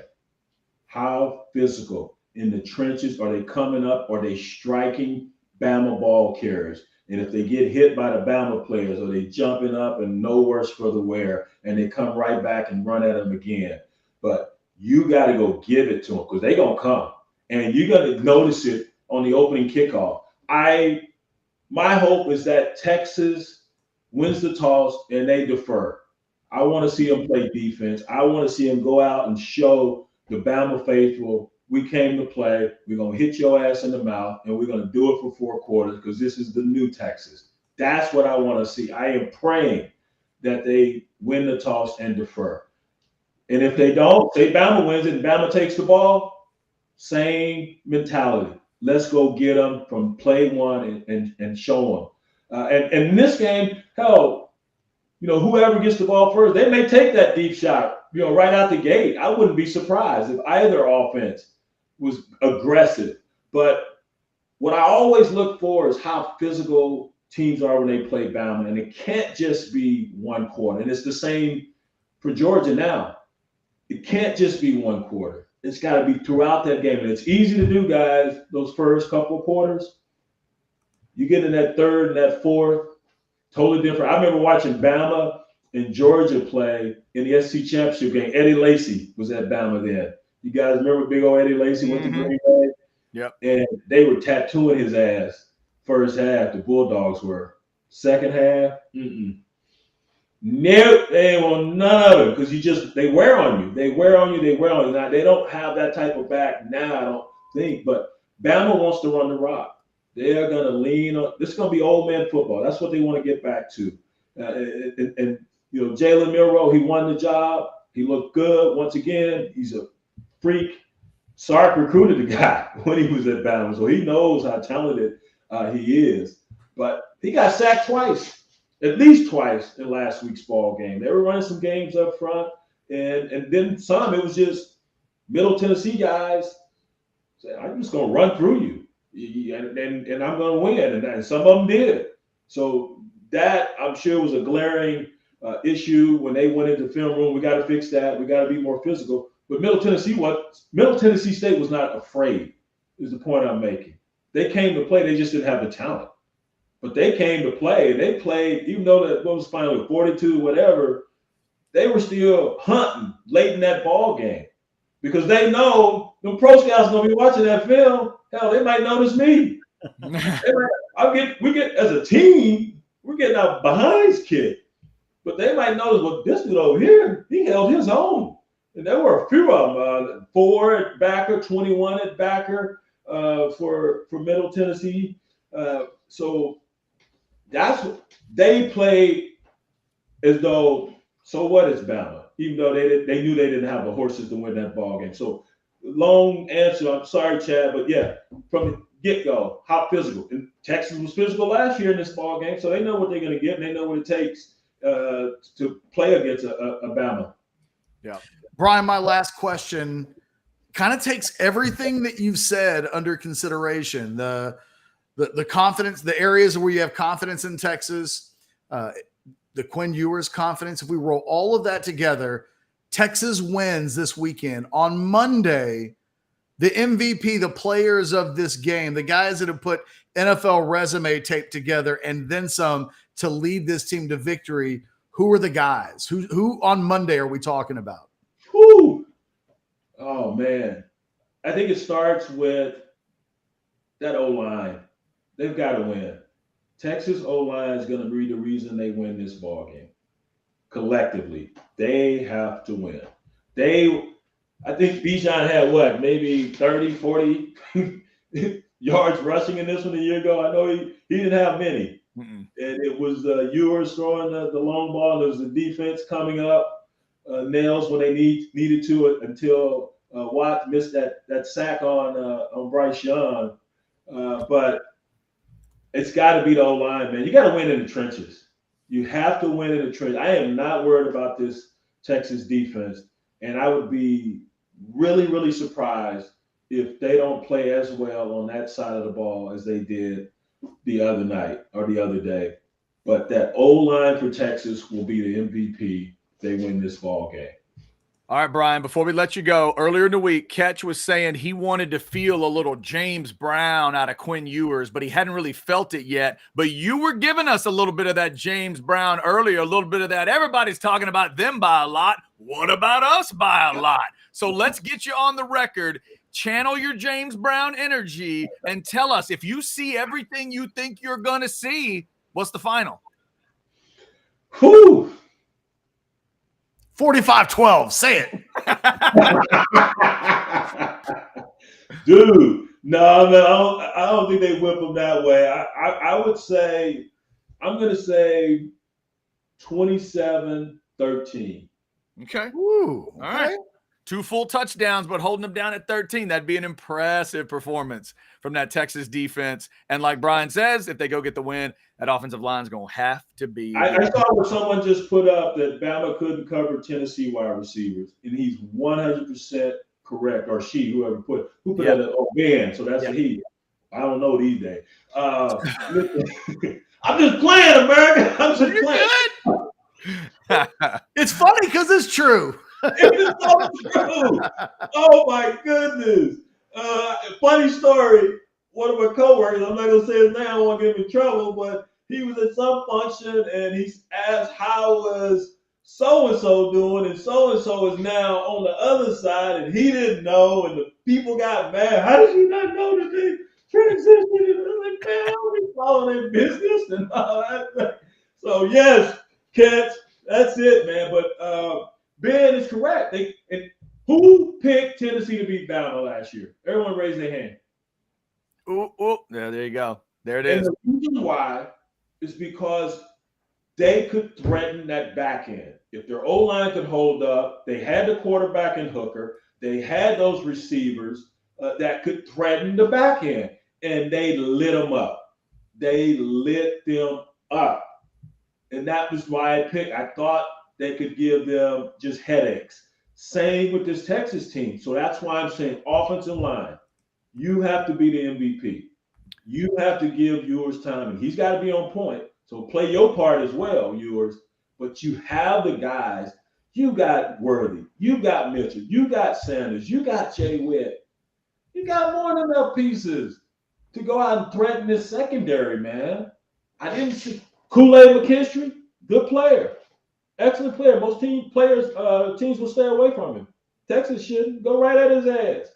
Can't be afraid of him. Go make you a highlight tape. This will be, for these receivers, and especially that dude, this will be their NFL tape. This is how you want to get to that next level. Show off in this game.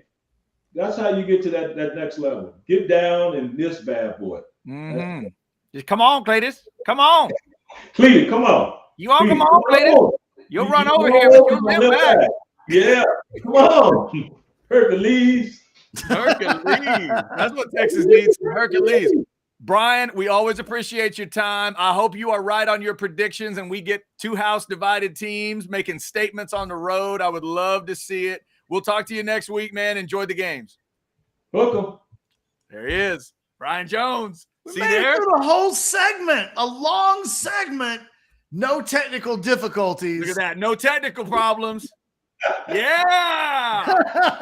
By the way, I showed my daughter the video of Brian last week doing the Kermit celebration. Yep. She thought it was the funniest thing. It's maybe the only thing she's ever seen from our show. And she was like, why is that man doing the Kermit the Frog dance? Oh, said, he's yeah. happy, honey. He's happy. My girls loved it too. I had friends calling me. He's like, what was Brian Jones doing? No, that was fantastic. And Ketch, am I wrong? Did you feel a little of that James Brown energy when he was going in the middle? I really felt it. Yes. A little bit of that going on. And that 27-13 is an interesting score. Obviously, again, we keep saying it. 7 points is the biggest margin anybody's pulled off against Saban at Tuscaloosa. That doesn't mean it can't happen. It just means it hasn't happened. Texas would have to get everything Brian's talking about. Big time, big boy defensive performance and an offensive line that is absolutely killing it if they're going to hold them down to 13 points. It's going to be a wild game if it ends up. That's going to be a nervous Alabama crowd if they only score 13 points in the game. All right, so coming up at 2:00, we've got the crap bag. And Ketch, I may have a gift for you in the crap bag because we haven't talked about this at all. Did you listen to Corey Redding last night on The Outsiders? Pieces of it. Have you heard the story of the inspiration for the dive against North Carolina? No. Okay. Coming up at 2, we're going to play Corey Redding explaining. It's a question I never thought to ask, but the question is, where did it come from? Had you done it before? Is it something you knew you were going to do? Corey Redding will talk about that moment. Also in the crap bag, give you my thoughts on A&M and Miami, a couple other big matchups, mix in a couple other things. We will get that done at the top of the 2. Thanks to over 400 people who are checking it out in the chat right now. The Specs chat line has been fired up all day with all kinds of crazy predictions, wild predictions. We've had 63-10. In case you have just peeked in, somebody threw a 63-10 at us earlier. That happened. By the way, I feel bad because Stanley put this out before BJ showed up. And so, like, it's been hanging in queue waiting for us to bring it on. Come on, How Stanley. can people even think about the NFL right now? Texas 31-21. Also, Miami by the same margin over our School of Agriculture. Okay, so Stanley's got that 31-21 both ways. Interesting, I've got A&M 31-20 over Miami. So I've got that score flipped around. I think the Aggies will be able to stop that Miami running game. I'm certainly hoping that's the case. But Stanley, I understand that score. I could see both of these games being in that type of neighborhood. But certainly, Ketch, I'm gonna say if Texas gets to 31, they will win this ball game. I agree. And maybe comfortably if they get to 31. It's interesting. He came up, he mentioned 27-13, and I couldn't help but think about the 25-13 Cowboys-Eagles game that I just referenced, where, again, I think in the fourth quarter, it's not double digits, but, you know, that play that gets a program over the top, that clinches the game. I'm curious the way this thing – I found it curious that he sounded so confident. And then I asked him the Quinn Ewers question. Yep. And he hit me with a 6. He hit you with a lower number than I've got. And I wondered when the last time he predicted a team to beat Alabama in Tuscaloosa when his confidence meter with the quarterback going in was a 6. Yeah. It says a lot about the rest of the team. Yeah. That he got to the place that he did. Yeah, that was interesting. I was waiting to see. I thought maybe it was going to head up towards 7 or 8 with what he said.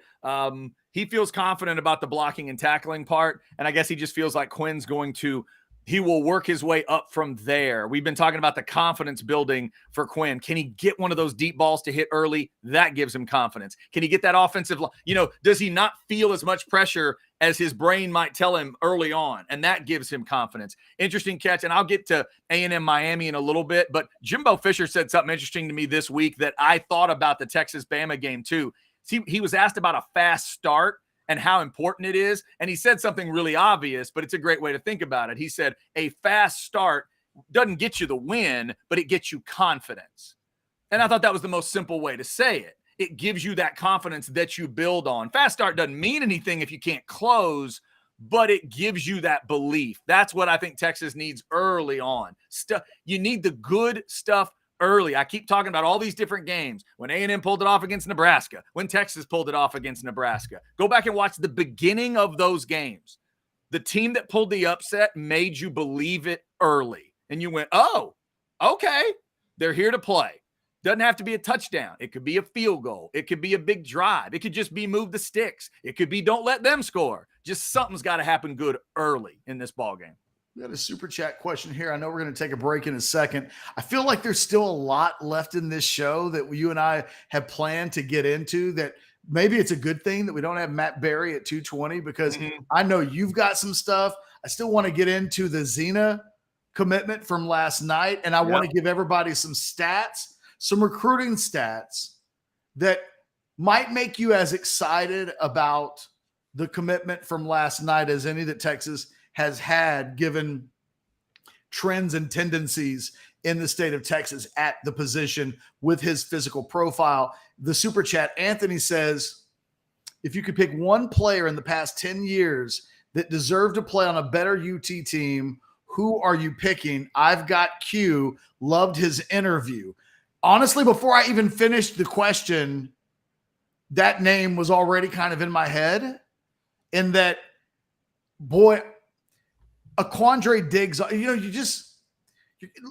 was almost thinking of your question like this, Anthony, like, who's the player from the past 10 years that would put this team over the top? That if you knew they were playing in this game tomorrow or Saturday, would it change the way you view the game?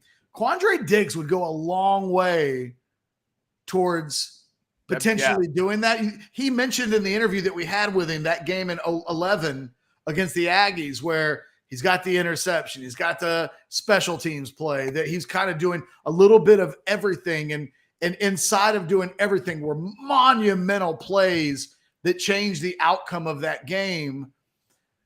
There's nobody at quarterback. There's nobody.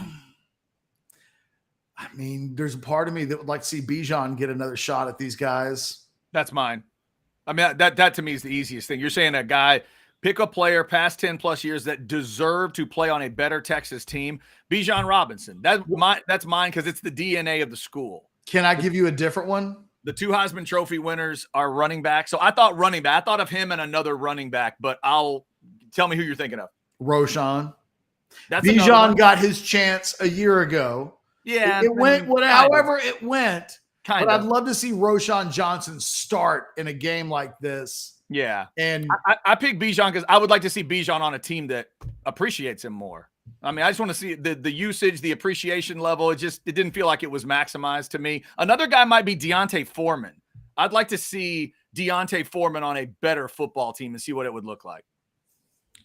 On the defensive side of the ball,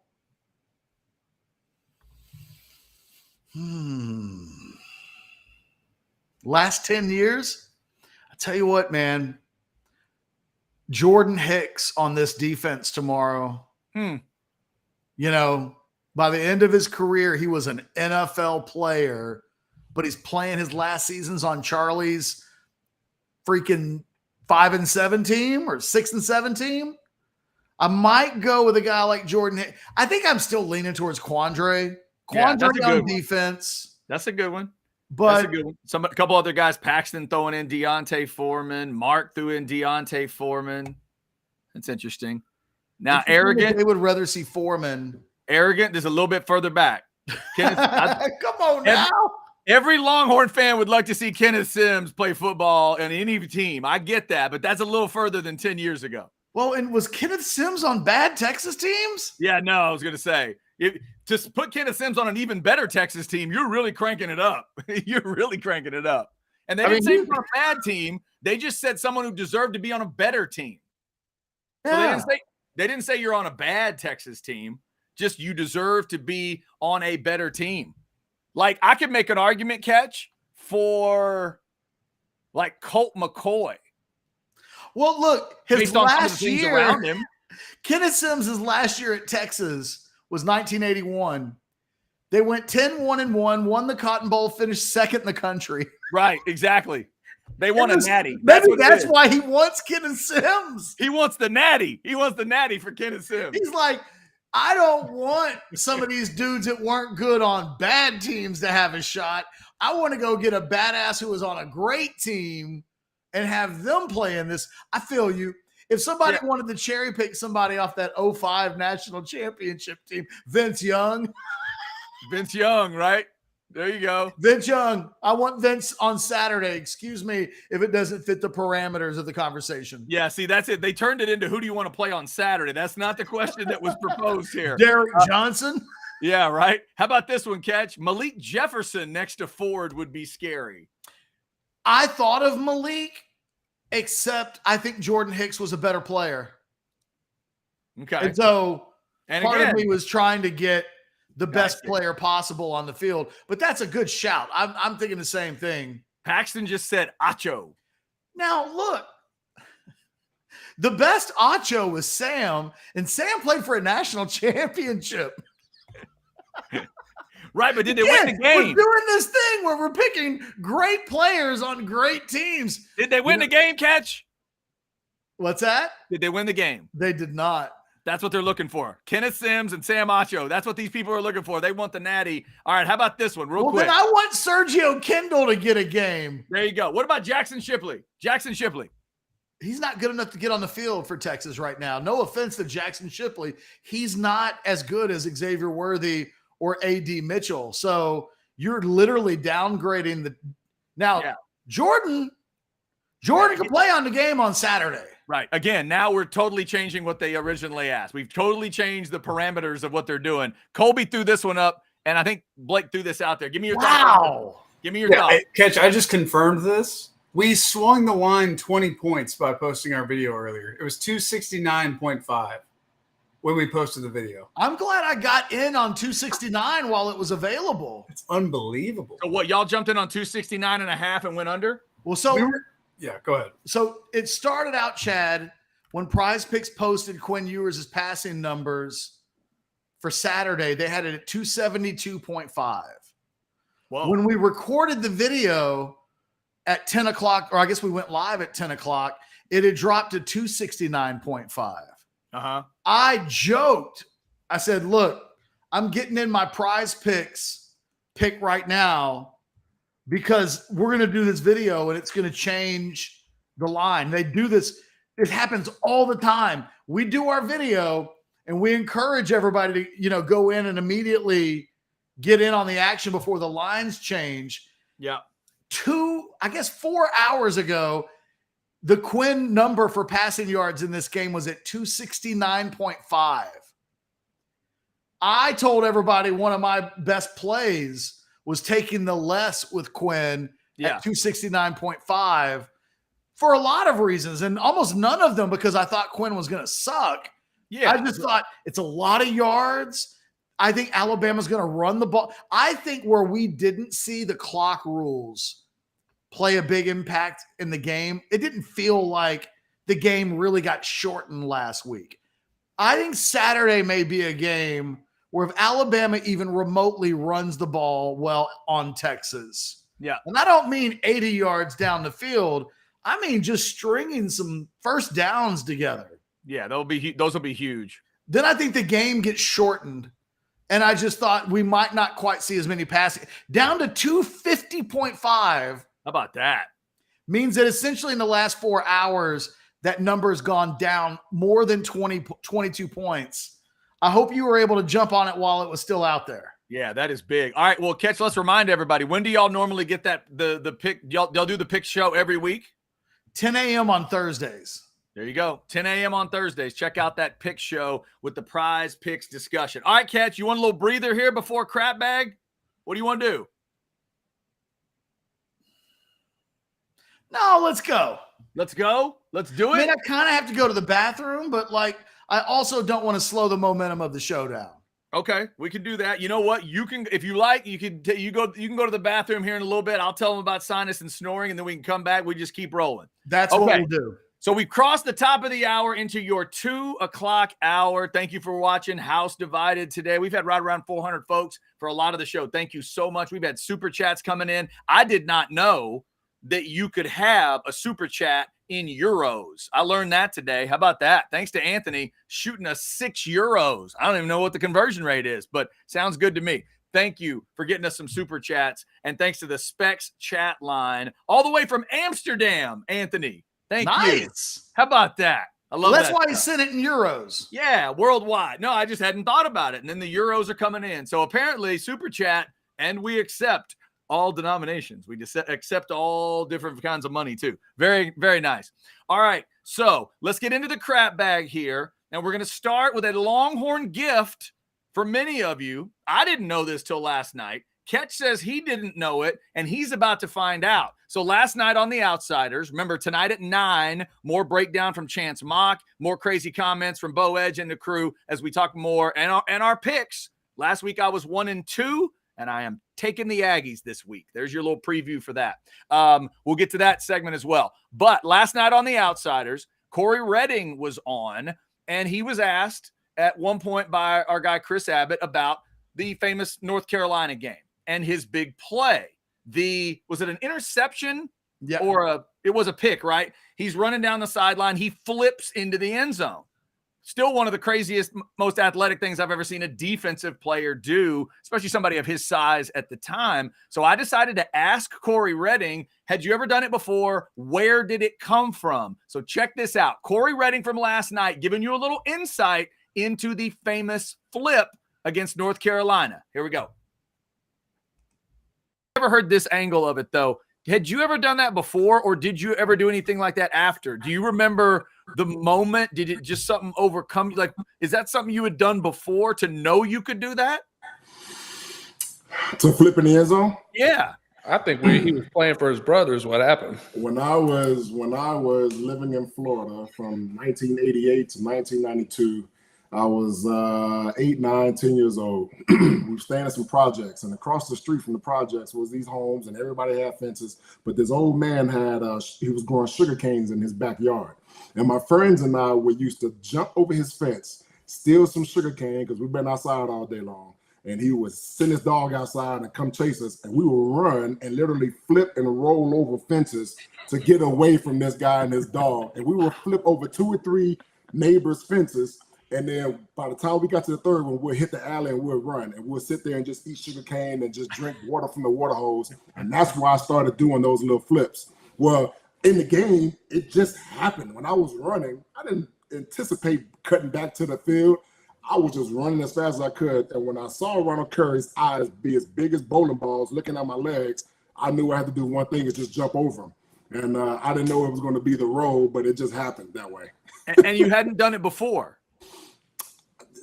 No, not in pass, not in a game, not football whatsoever. No. Wow. Only That's when incredible. I was 9 and 10 years old, taking sugar cane out of somebody's backyard. So nobody knew it was the sugar cane flip. No, Back no, in the not day. at all. How about that? That's a great question that led to an answer I wasn't expecting. Right?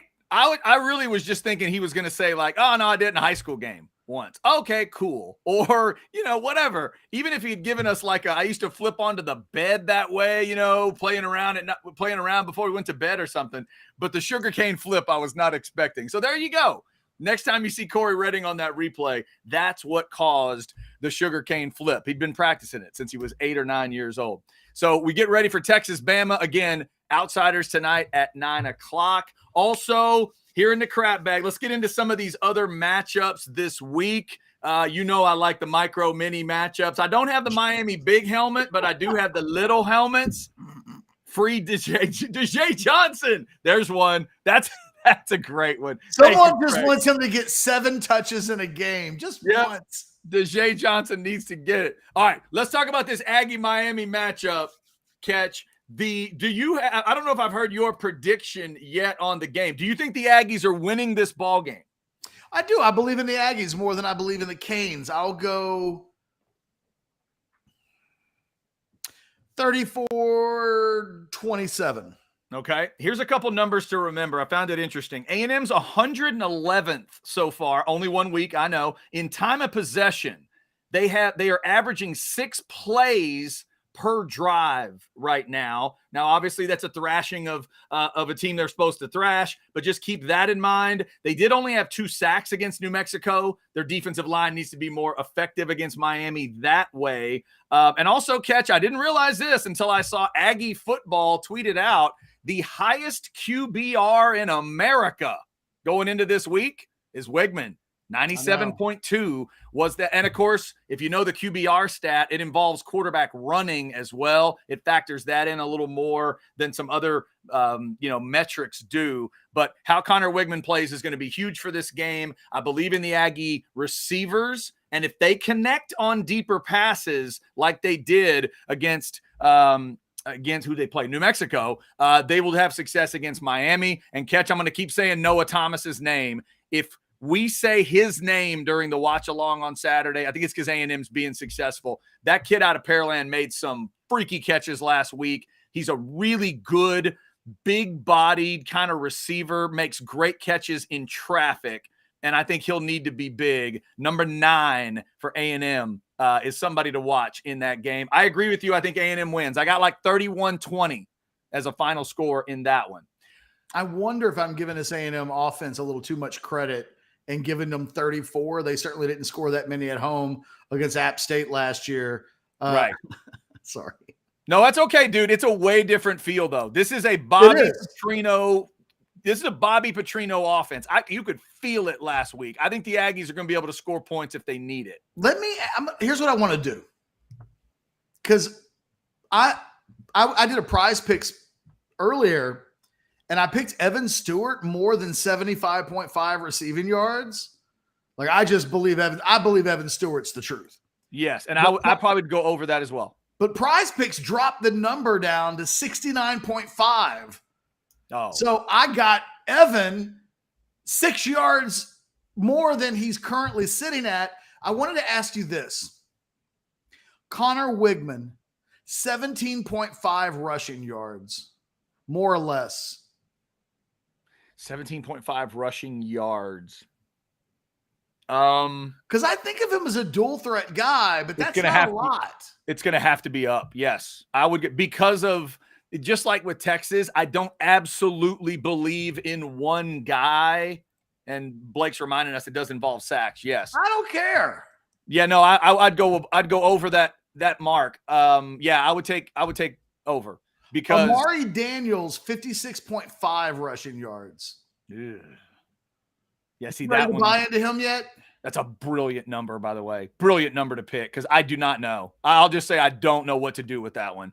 Daniels is, because I can't tell you who the guy is that all three of them have an argument in my head for, no, he could be the guy. I've seen a little moment from Owens where I go, oh, yeah, that's a badass freshman. And then I've seen a moment from Daniels where I go, oh, yeah, he's really good. And then I've seen a moment from Moss where I go, oh, yeah, he looks pretty good. None of them have grabbed a hold yet, though. And just like Texas, Ketch, everybody remember this as we watch the two games. Neither team could run it when they absolutely had to. And if they don't this week, they're going to lose. Both teams, Texas and Texas A&M, will lose if they can't do it. Sark said it this week. Jimbo talked about it this week. Got to be able to run when you know and everybody knows you have to run. I just don't know who I'm counting on for that Aggie backfield for sure. Couple of more, because this is I'm waiting for somebody to say, who cares about the Aggies? I care. I'm literally on Prize Picks right now. It sounds like your wallet cares. Connor Wigman, 238.5 passing yards. Ooh. Is that a stay away from? I mean, you're giving me a face that says I'm not gambling on that. Yeah, it was. If I went one way or the other, I might go slightly over, because that's how they're gonna have to win the game. I mean, they're not winning this game by just pounding the rock. They're gonna be throwing the ball. So I don't think 250 is that crazy. And you said 238. You like Evan Stewart more on the 69.5. Right. So if that's true, then I would also have to think maybe Wigman. Noah Thomas, 49.5. Yes. Yeah. The more? Up. Yes. I'd go more. Now realize, Ketch, in these kind of betting situations, and not betting, right? Obviously not. In these kind of pick situations, understand that I'm always the optimist guy. I don't do enough of the lower discussion.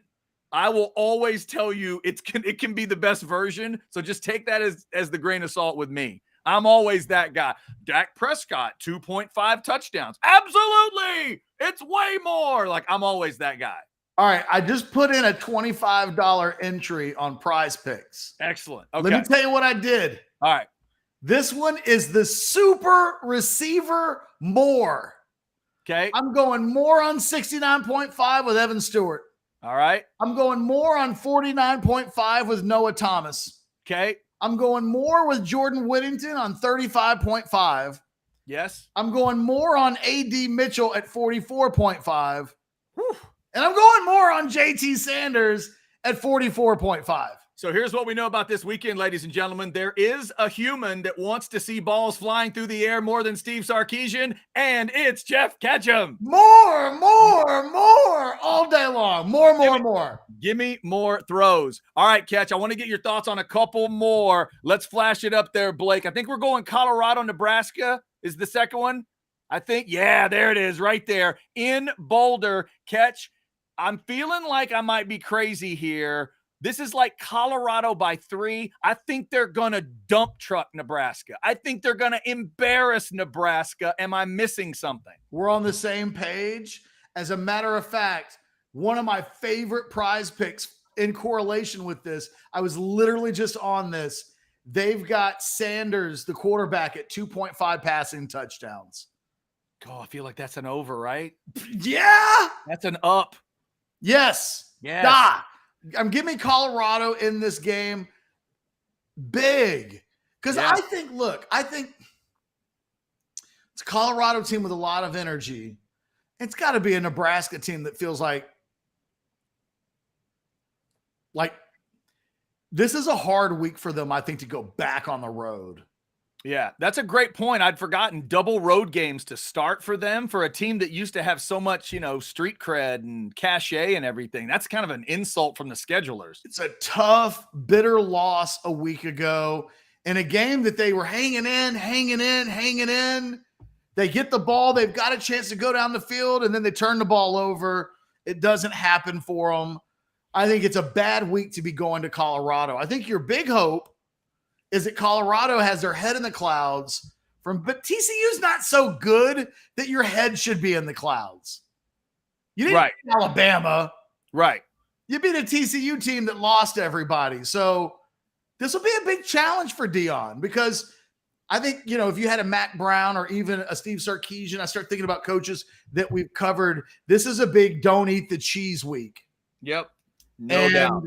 That's why I'm asking if I'm missing anything here. I saw that 3-point line. I'm like, shouldn't that be like a touchdown after what they did and what Nebraska did? Again, Nebraska was clunky as hell at Minnesota. The thing is, Colorado, even on its bad days, I think they're going to score points. Yeah. I don't think this Nebraska team can score points. So I think Colorado could not play as well as it did last week and still win this game easily by the current Vegas number. Yeah. I'm shocked that hasn't gone up. I think there's a day coming where Dion's team will get brought back to life, brought back to earth. It's not this week, though. I don't think so. All right, and the other one I wanted to get your thoughts on, Ketch, is what's coming to Waco when Utah hits Waco. Now, I saw this line at 8. And again, I do not root for Baylor ever. I enjoy watching them lose. I thoroughly enjoyed watching Texas State beat them. I'm laying the Utah points in my head here, and it's 8. That feels like a lot on the road, but I feel like Utah's going to hammer them. What do you think? With or without Rising, I think they're that much better than Baylor. What do you think? I think Texas State beat Baylor in the same location by 11. Okay. I mean, so you'd say lay those points. Well, let me ask you this. If Utah was going to Texas State this weekend, as much as we admired the win in Waco a week ago, after what Utah just did to Florida, I feel like we would say confidently they'd go in and handle their business against Texas State. They're playing the team that Texas State beat by 2 scores, who's with their backup quarterback. Right. And then may have Rising back this week.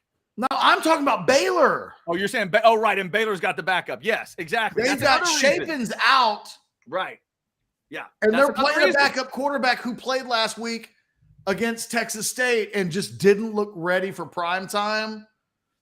I'll do the prize pick stuff mainly because it's fun. Yeah. It's like a little bit like fantasy football. I've never bet on football before in Vegas because I've never been to Vegas in the football season. But when I go to Vegas, I'll bet on baseball. I'll bet on baseball in Vegas. Right. I would bet on football if I was in Vegas during football season, but I've never had a bookie. I've never had anything like that. The lines that you've just given me sound like such sure things. I know. That I feel like I want to bet a mortgage payment. I know. And either one of two things happens. I lose the mortgage payment, which I'm in trouble, or I win and then I turn into a degenerate, which I've avoided for 47 years. Yeah, don't become that guy. Don't become that guy. Especially don't become that guy listening to me. That would probably not be a good idea. But those games really, really do interest me this weekend. If you're interested, that Baylor game is an 11 a.m. kick on ESPN. Of course, Aggies in Miami is a 2:30. And then what else do we do? Oh, Colorado, Nebraska is also an 11 a.m. kick. So you can flip back and forth between the Colorado and Baylor games. A couple other crap bag items, Ketch. Did you see the deal Kim Mulkey got at LSU? No. Kim Mulkey just signed an extension for 10 years, $32 million, making her the highest paid women's basketball coach ever. Gino was around 3 last year. She's going to be hanging right about 3.2. I hate her. I know. I hope she chokes on a $100 bill sandwich. Wow. You know, there are a lot of Texas people that agree with you, Ketch, and they thought they were done with her when she went to the SEC, and then they found out, wait, who's going to the SEC? Yeah, your Kim problem is coming back, Texas folk. It's coming back. It ain't that she can – it's not a coaching issue. Well, no. I don't doubt the greatness of Kim Mulkey. No, you're just not a fan of her. I just hate her as a human being. As a person, I see. You're not a big fan. So congrats to Kim on all that money. Also, Ketch, congrats to three Americans that are still left at the U.S. Open. Did you realize we could have an all-American women's final at the U.S. Open? I did not. I did know that a Longhorn woman was in the round of 32. That did happen as well. And congrats to her. The matchups in the semis, Coco Gauff is the 6th seed. Coco's on a run. Coco's 19 years old, really grabbing a hold.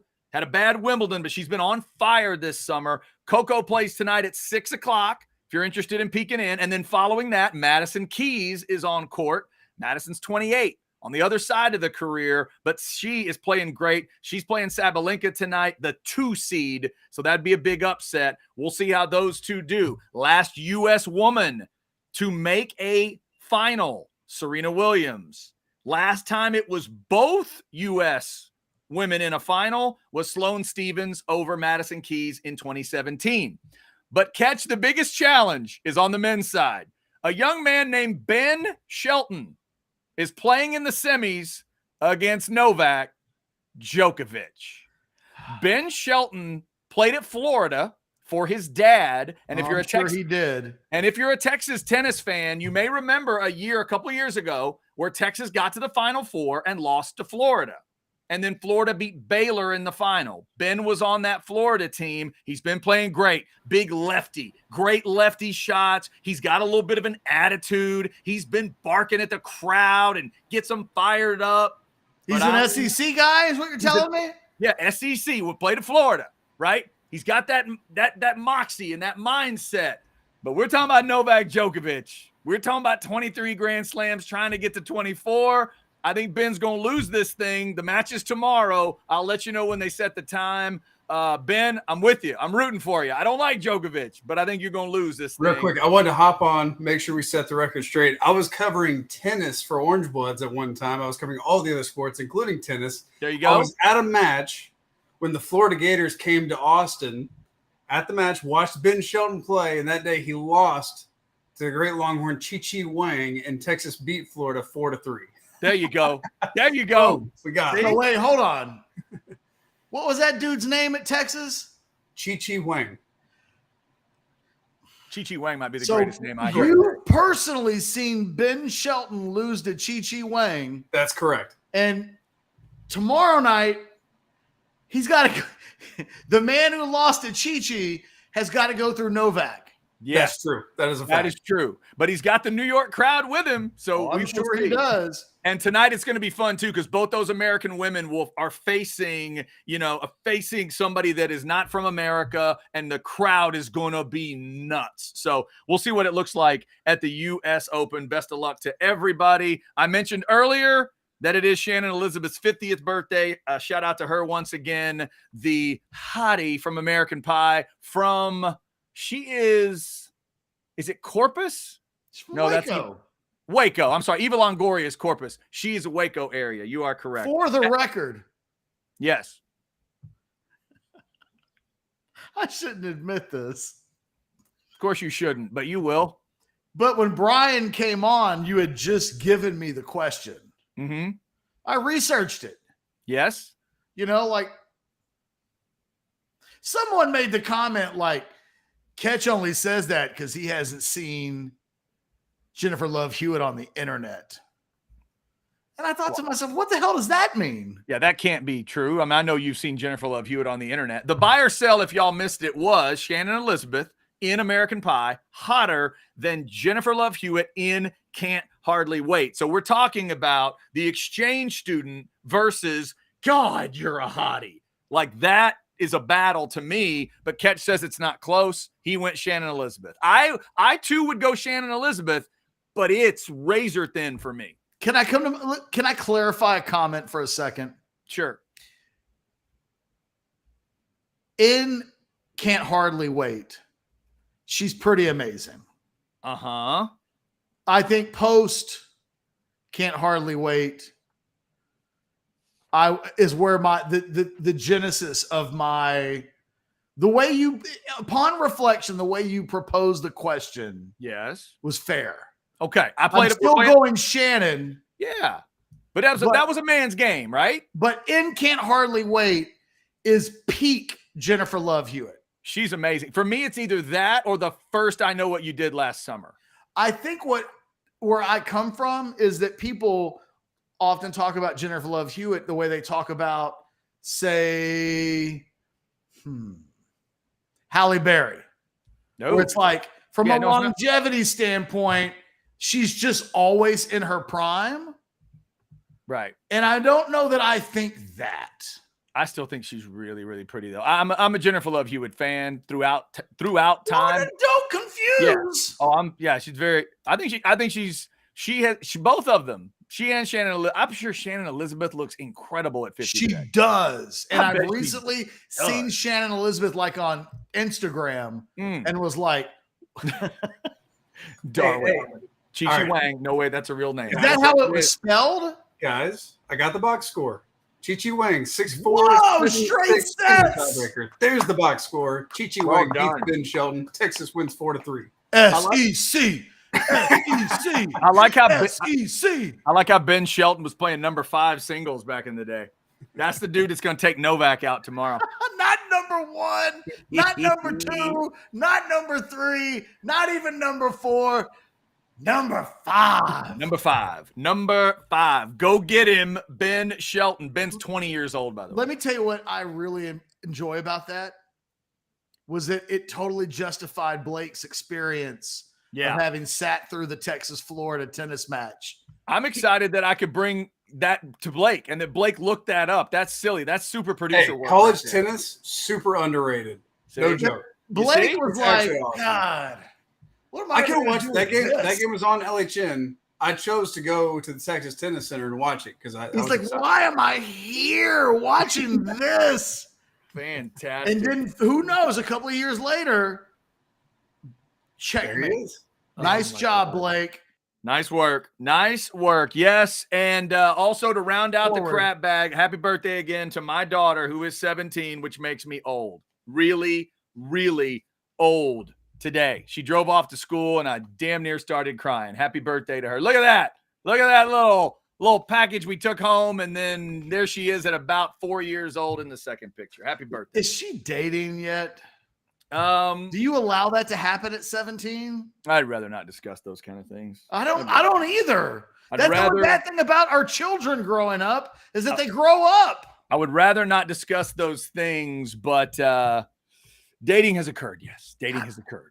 Let's not discuss the details. It's a little too close to home. Erroneous. Arrogant ass clown says you guys watch too many movies. That's not true. I do not.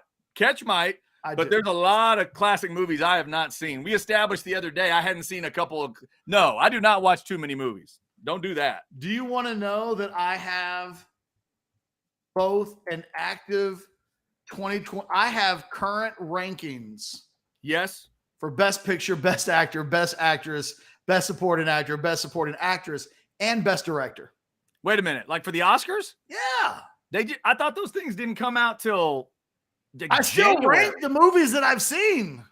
Oh, wait. You are keeping a rankings. You're not saying I keep my own personal active rankings. Okay, well, that's just sick. Okay, I thought you were saying that they had put them out officially yet. You want my quick top 10 as it currently stands? I do not, but I don't think that matters. I think you're about to give it to me.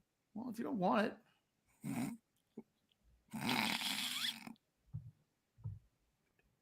What does your pout face look like? I've never seen it. Can you do the pout with the lip? I've never seen you do it. Give me a pout. How would you pout? I frown. Okay, what is that? Is that what it is? Oh, okay. Yeah. You kind of have what I have, which is the you're an asshole face. Yeah. That's good. Okay. I've got that a few times. All right, I wear that face. What's the top 10 you'd like to share with us the most? Number 1, Oppenheimer. Number 2 at the moment, Spider-Man Across the Spider-Verse, hanging in at number 2. Yes. Number 3, Past Lives. Great movie. Okay. It's a chick flick. Check it out, but it's a great movie. All right. Number 4, Rye Lane. Very underrated. Number 5, Barbie. Number 6, Mission Impossible Dead Reckoning Part 1. Wow. Number 7, Air. If you haven't seen that, it's the Air. Matt Damon. Have you seen it? Yeah. I've seen it. It's a fun movie. Good. Good Number movie. 8, Are You There, God? It's Me, Margaret. Okay. I really enjoyed that. Beautiful little movie. Yeah. Number 9, John Wick, Chapter 4. Number 10, Blackberry. Okay. There it is. There's the updated list. Out of those, how many have you seen?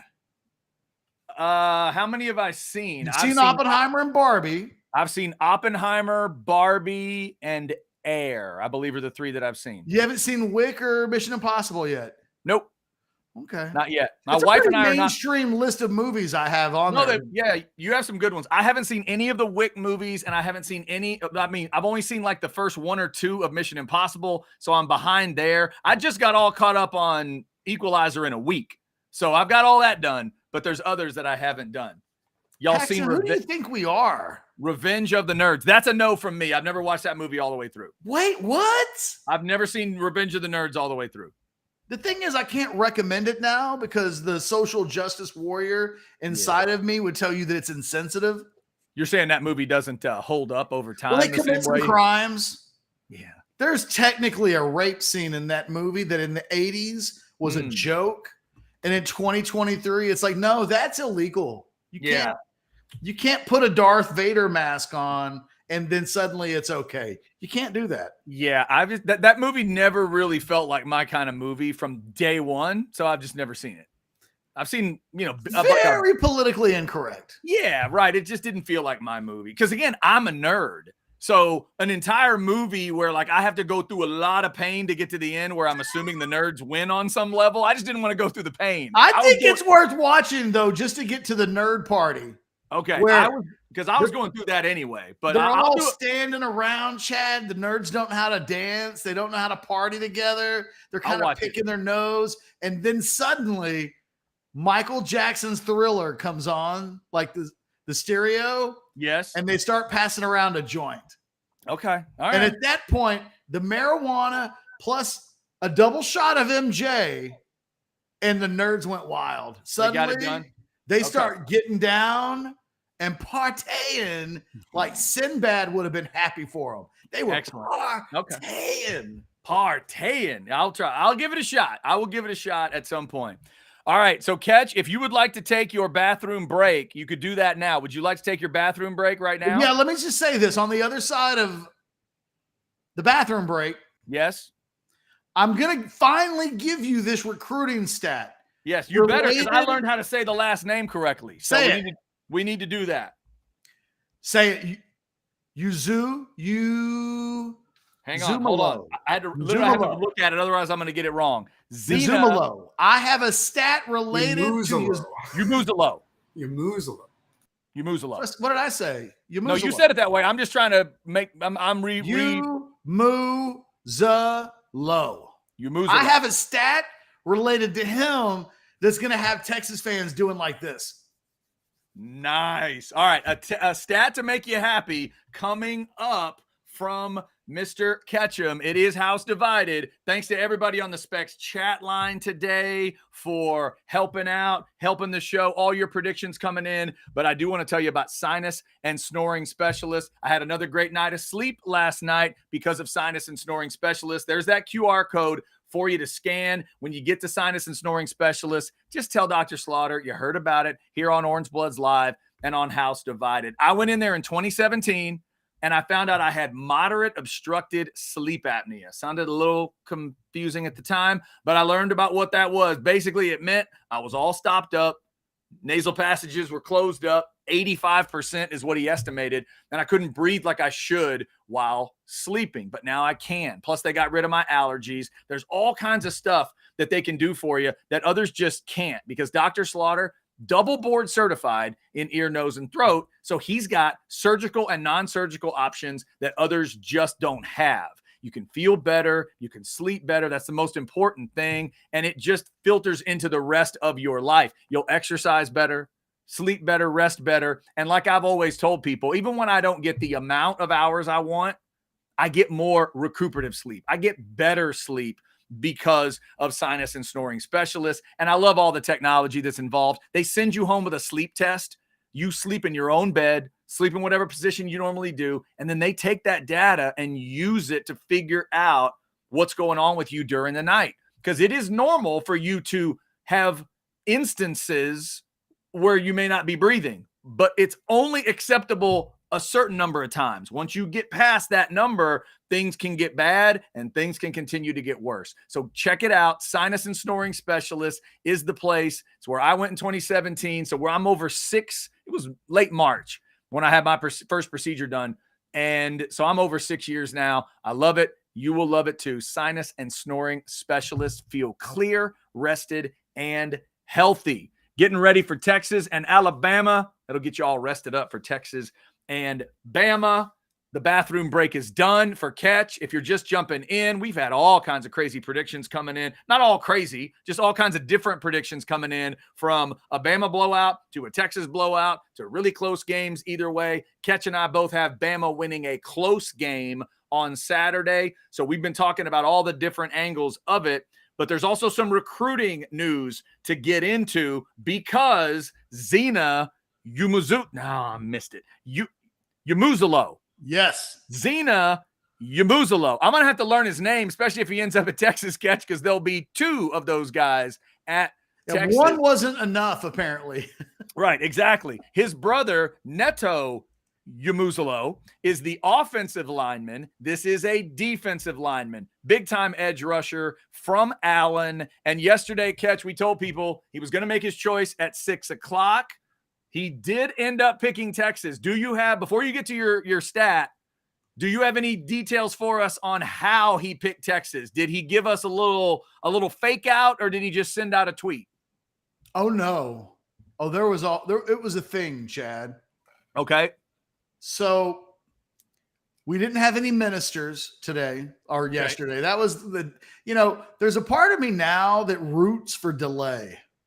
It's like, you want it to go long. Let me see how ridiculous we can get with the delay of the announcement. Mm-hmm. His coach said a few nice words, and then they went straight into Zena making the announcement. Kind of disappointed me. I kind of like to hear from the mom. I like to hear from the dad. I want to hear a cousin say something out loud in front of a crowd that they're not supposed to. Like, it's almost like watching toasts at a wedding. Yesterday, they went from coach makes some opening remarks straight to Zena. He does the hat game, right? It's like he picks up the A&M hat and he sets it down. Then he picks up the OU hat and he sets it down. Uh-huh. Then he picks up the Texas hat and you're like, oh, okay, here it comes. He's going to put the Texas hat on. but then he puts it down. Then he gets up and he walks to the front of the table. Double fake. And he kind of does the George Michael, like back to the crowd. Remember like 30 years ago when George Michael released an album with, I don't know why I'm using 35-year-old examples to tell this story. Yeah. He unbuttons the jacket. He takes it off. And he's wearing his brother Nato's University of Texas football jersey, number 72. I don't think he's taking his number. I think it was like a show of solidarity. It was not bad. It wasn't. I didn't think it was insulting. He took the coat off to reveal the last name on the back of the jersey? Correct. Gotcha. Okay, that's good. Correct. Okay. And in the end, it was kind of obvious. Once you saw him do it, it was like, oh, okay. It makes sense. They do already have those jerseys with the last name printed on them. So he's good. Nice. He's good. All right. So Yamuzalo. I'm going to get it right. So he ends up as the next commitment for Texas in the 24 class. Give us the info that's going to make Texas fans happy. Well, here's the thing. The defensive end position inside the state of Texas is already an incredibly valuable prospect. We can rate them 4 stars, low 4 stars, mid 4 stars, whatever. They perform historically since 2002.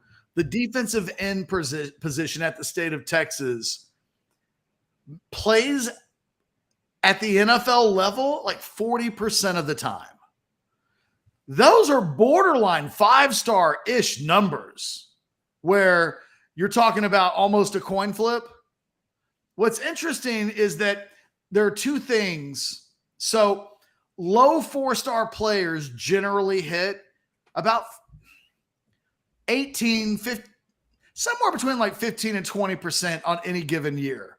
A lot of time you'll see that number in the 15 range, sometimes a little higher. It's rare when it goes above 20. When it comes to low 4-star defensive end prospects from the state of Texas, 12 of 35, that's 34.3% were drafted by NFL teams. Some of the names for the kids out there: Brian Arakpo, Jeremy Bill, Michael Brockers, Hassan Ridgeway, Deshaun Hall, Charles Omenihu, Joseph Osai. There are some names in that group that you're like, how in the hell were they ever low 4 stars? They were. Here's the one that's really, really interesting for me. If you take defensive ends, the taller they are, the better when you look at the historical numbers. Guys that are tall and big, doesn't matter how athletic they are, doesn't matter how good they are. Sometimes it just matters that they're big. If you look at the players at his recruiting profile, Texas defensive ends 6'4" or taller, 15 of 19 went on to become drafted NFL players. It's almost 80%. Dang. So you're in the same you're in the same classification in terms of the stars. You've just changed that by changing the height parameter. It brought those numbers together. I've taken the lump of guys ranked in his recruiting tier, and I've eliminated all the short guys. All those short DNs. All of the 6'3". You know, you start getting into like the 6'3" range, and there's Von Miller and not much else. Right. Okay. 6'4" or above, almost 80%. And that's 80% gets drafted in the NFL is what you said. Not 80% plays in the NFL. Drafted. 80% get even better. Yes. Because these drafted guys are making NFL teams. Usually that number crawls even a little bit higher when you take undrafted guys that make teams. The reality is, guys with, if you wonder why was Texas, if you watch Yuzumalo's film, it won't blow you away. In fact, you'll watch some of it And you might ask yourself, why is Texas recruiting him? Why is Oklahoma recruiting him? Why is A&M? Like, why are all – he doesn't look on film all the time like a guy that – he's not Colin Simmons, even though they have very similar physical profiles on paper. Uzumulo is just a little taller. But historically, guys at his position in his rating group who are at least 6'4" get drafted 4 out of 5 times. And that's why they recruit them, guys, because guys that are that tall and that athletic and that play his position are usually worth their weight in gold, even if they're not great players by the time they arrive in college. Slap a little bit of weight on them, get them in a weight program, develop them just a little bit, and now you're cooking with grease. And I think he's an exciting guy because they're going to be able to develop him behind Colin Simmons. And I think if he develops on time, right about the time Colin Simmons is going out, we may see Uzumulo go up. And I think Yamuzalo. That's what I still say it wrong too. I'm going to get it down eventually, Chad. That one I think you got. It's a tough one because when you stare at the name, it doesn't give you any help. Yamuzalo. No. You never hear the Mac Brown trick? You know, Mac Brown could remember anybody's name. He did the repeating thing, right? 10 times. Is it 10? Okay. But I don't think that works for mere mortals. Yeah, I don't know. And I don't know if it works for Yamuzalo. I have said it 10 times, and I still don't completely remember it. Yeah. The fact that when I look at the way to say it, the phonetic way, that's how I'm, getting hopefully the reps on it. But Yamuzalo. So you mentioned Simmons there. So let me get the comparison here. With Simmons, if a Longhorn fan looks at Simmons and sees that he's 6'3", that is a different discussion because he is a high-level 5-star. And that puts him in a different category, correct? You're exactly right. Okay. So then if he were a mere mortal ranked as a 4-star, the 6'3" would matter. Suggest you do not get excited about Colin Simmons. Okay. The other question I would have for you on behalf of Texas fans that may be watching, and let's face it, on behalf of A&M fans or Oklahoma fans as well, based on the fact that there is already a Yamuzalo at Texas and he wore that jersey when he made the decision, just how sticky do you think this is? Or do you think there's any discussion in December? He's done. I think it's been done for a while. I think the only thing that changes that is if for some reason NATO emerges from this season right now, the next few months, and thinks he's going to transfer. That could be the thing that blows it up. But anything short of that, and I think he's going to be a Longhorn. Okay. We have a super chat here for you, Ketch. This is from Jimmy. Super chat, $2. $2. Thank you, Jimmy. Ketch, what are those items behind you? See, I'm glad somebody finally said it. I had a leak in my office. And, you'd look up and you'd go, how long has that been there? And then it would get bigger and bigger and bigger. And you're like, that doesn't look good. So had somebody come out. Turns out we had a big leak up in the attic. They cleared out the leak, but apparently it was so flooded up there that they were worried that the water was going to come through the roof of the office. The ceiling, I guess, is the word I'm looking for. That would have been a hell of a show. So they cleaned up the flood and they painted the roof, but they were still worried about what might happen. So they made me take all of the paintings down and so what these are empty card holders. You put cards on these. See? You know what? See, now you've busted the myth because right now I could have tried to convince people those are all of Ketch's awards through the years. Like those are all of the Orangebloods awards that he's won. Not even close. There you go. Thousands of golden awards. Matter of fact, my best 2 awards are from 2005.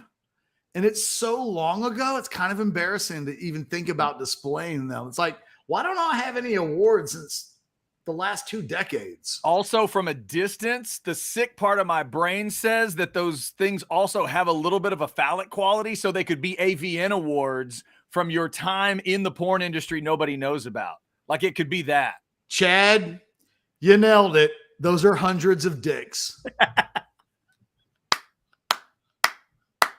You busted. Oh, my goodness. Okay. Woo! How are we going to wrap the show up today? It's 2:48. I'm good. I've said all my stats. We said Yazumalo. Wait, Yazumalo. Yeah.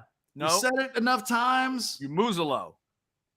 JD's room smells of rich mahogany. I don't have that going for me. I've just got these little plastic gold things that do not smell like mahogany, for the record. No. So I think right now we just need to mention, Ketch, what will be occurring 24 hours from now. Because 24 hours from now will be just after we have spoken to Brett Beard from Alabama, who is the co-host of the Boomo Bug Show and has the greatest Alabama accent on the face of the earth. So right now, 24 hours from this point, the Specs chat will have melted. It will be on fire with Mr. Mackey and all kinds of jokes about Brett Beard and the phenomenal accent he's going to throw out. I can't wait. Thing is, we're all from Texas. Like, how much can we really talk? Exactly. But we're going to get the insider info just like we did from Kyle Henderson. And it's just going to sound a little bit more regionally authentic. All right. Look, I'm working on an former Texas All-American that is one of everybody's favorite all-time Longhorns. I'm working on it for tomorrow. I can't make any promises because I was trying to get it for 220 today. But you're working on maybe 120 tomorrow. You got it. Okay. All right. So you want to be around for that. Plus, just final thoughts on Texas and Alabama for the week as we head towards the weekend. Scottish guy at 2:15 tomorrow. Get you a crap bag at 2 as we normally do. Buy or sell at 1. Remember, tonight, another outsider show. Chance Mock, his final prediction. Will Chance Mock say Texas is going to beat Bama? He's predicting they're going to the playoffs. So I'm assuming he's going to pick Texas to beat Bama. We'll find out tonight, 9 o'clock. Chance's look at Alabama. What does he see on film? What does he see in a breakdown? We'll get you our picks tonight where, yes, I'm going to say lay the points on A&M. And I'll probably stay away from that Texas-Bama game because it's just too tight for me on whether I would want to go with the cover or not. But we'll do that tonight at 9, tomorrow at 6:30 a.m. Get up with it's Get Your Horns Up. Is that the name of that show now? Yes. Get Your Horns Up. You see what they did there? That's at 6:30. 8 o'clock, the old-fashioned with Anwar. You got us 12 to 3. And coming up in about 30 minutes, 3:30, Alex Dunlap, Football with Friends. Nobody better to hear from in terms of the trenches, the X's and O's, and everything you want to know from a technical side than Alex Dunlap. Plus, he'll talk about a lot of crazy stuff, too. He'll throw it right on the screen for you. They're keeping up with the Lake Travis water levels on that show. There's a lot going on in the afternoon. 3:30 to 5:30. So you need to check it out. All right, Ketch, real quick. So tomorrow during the show, will you have all of the little things, all the stands full of stuff again? Yes, that is happening today. Yes. Okay, excellent. We will have stuff behind Ketch tomorrow. The Hall of Helmets will return, and we'll do a Friday show. Until noon tomorrow, be safe, stay cool,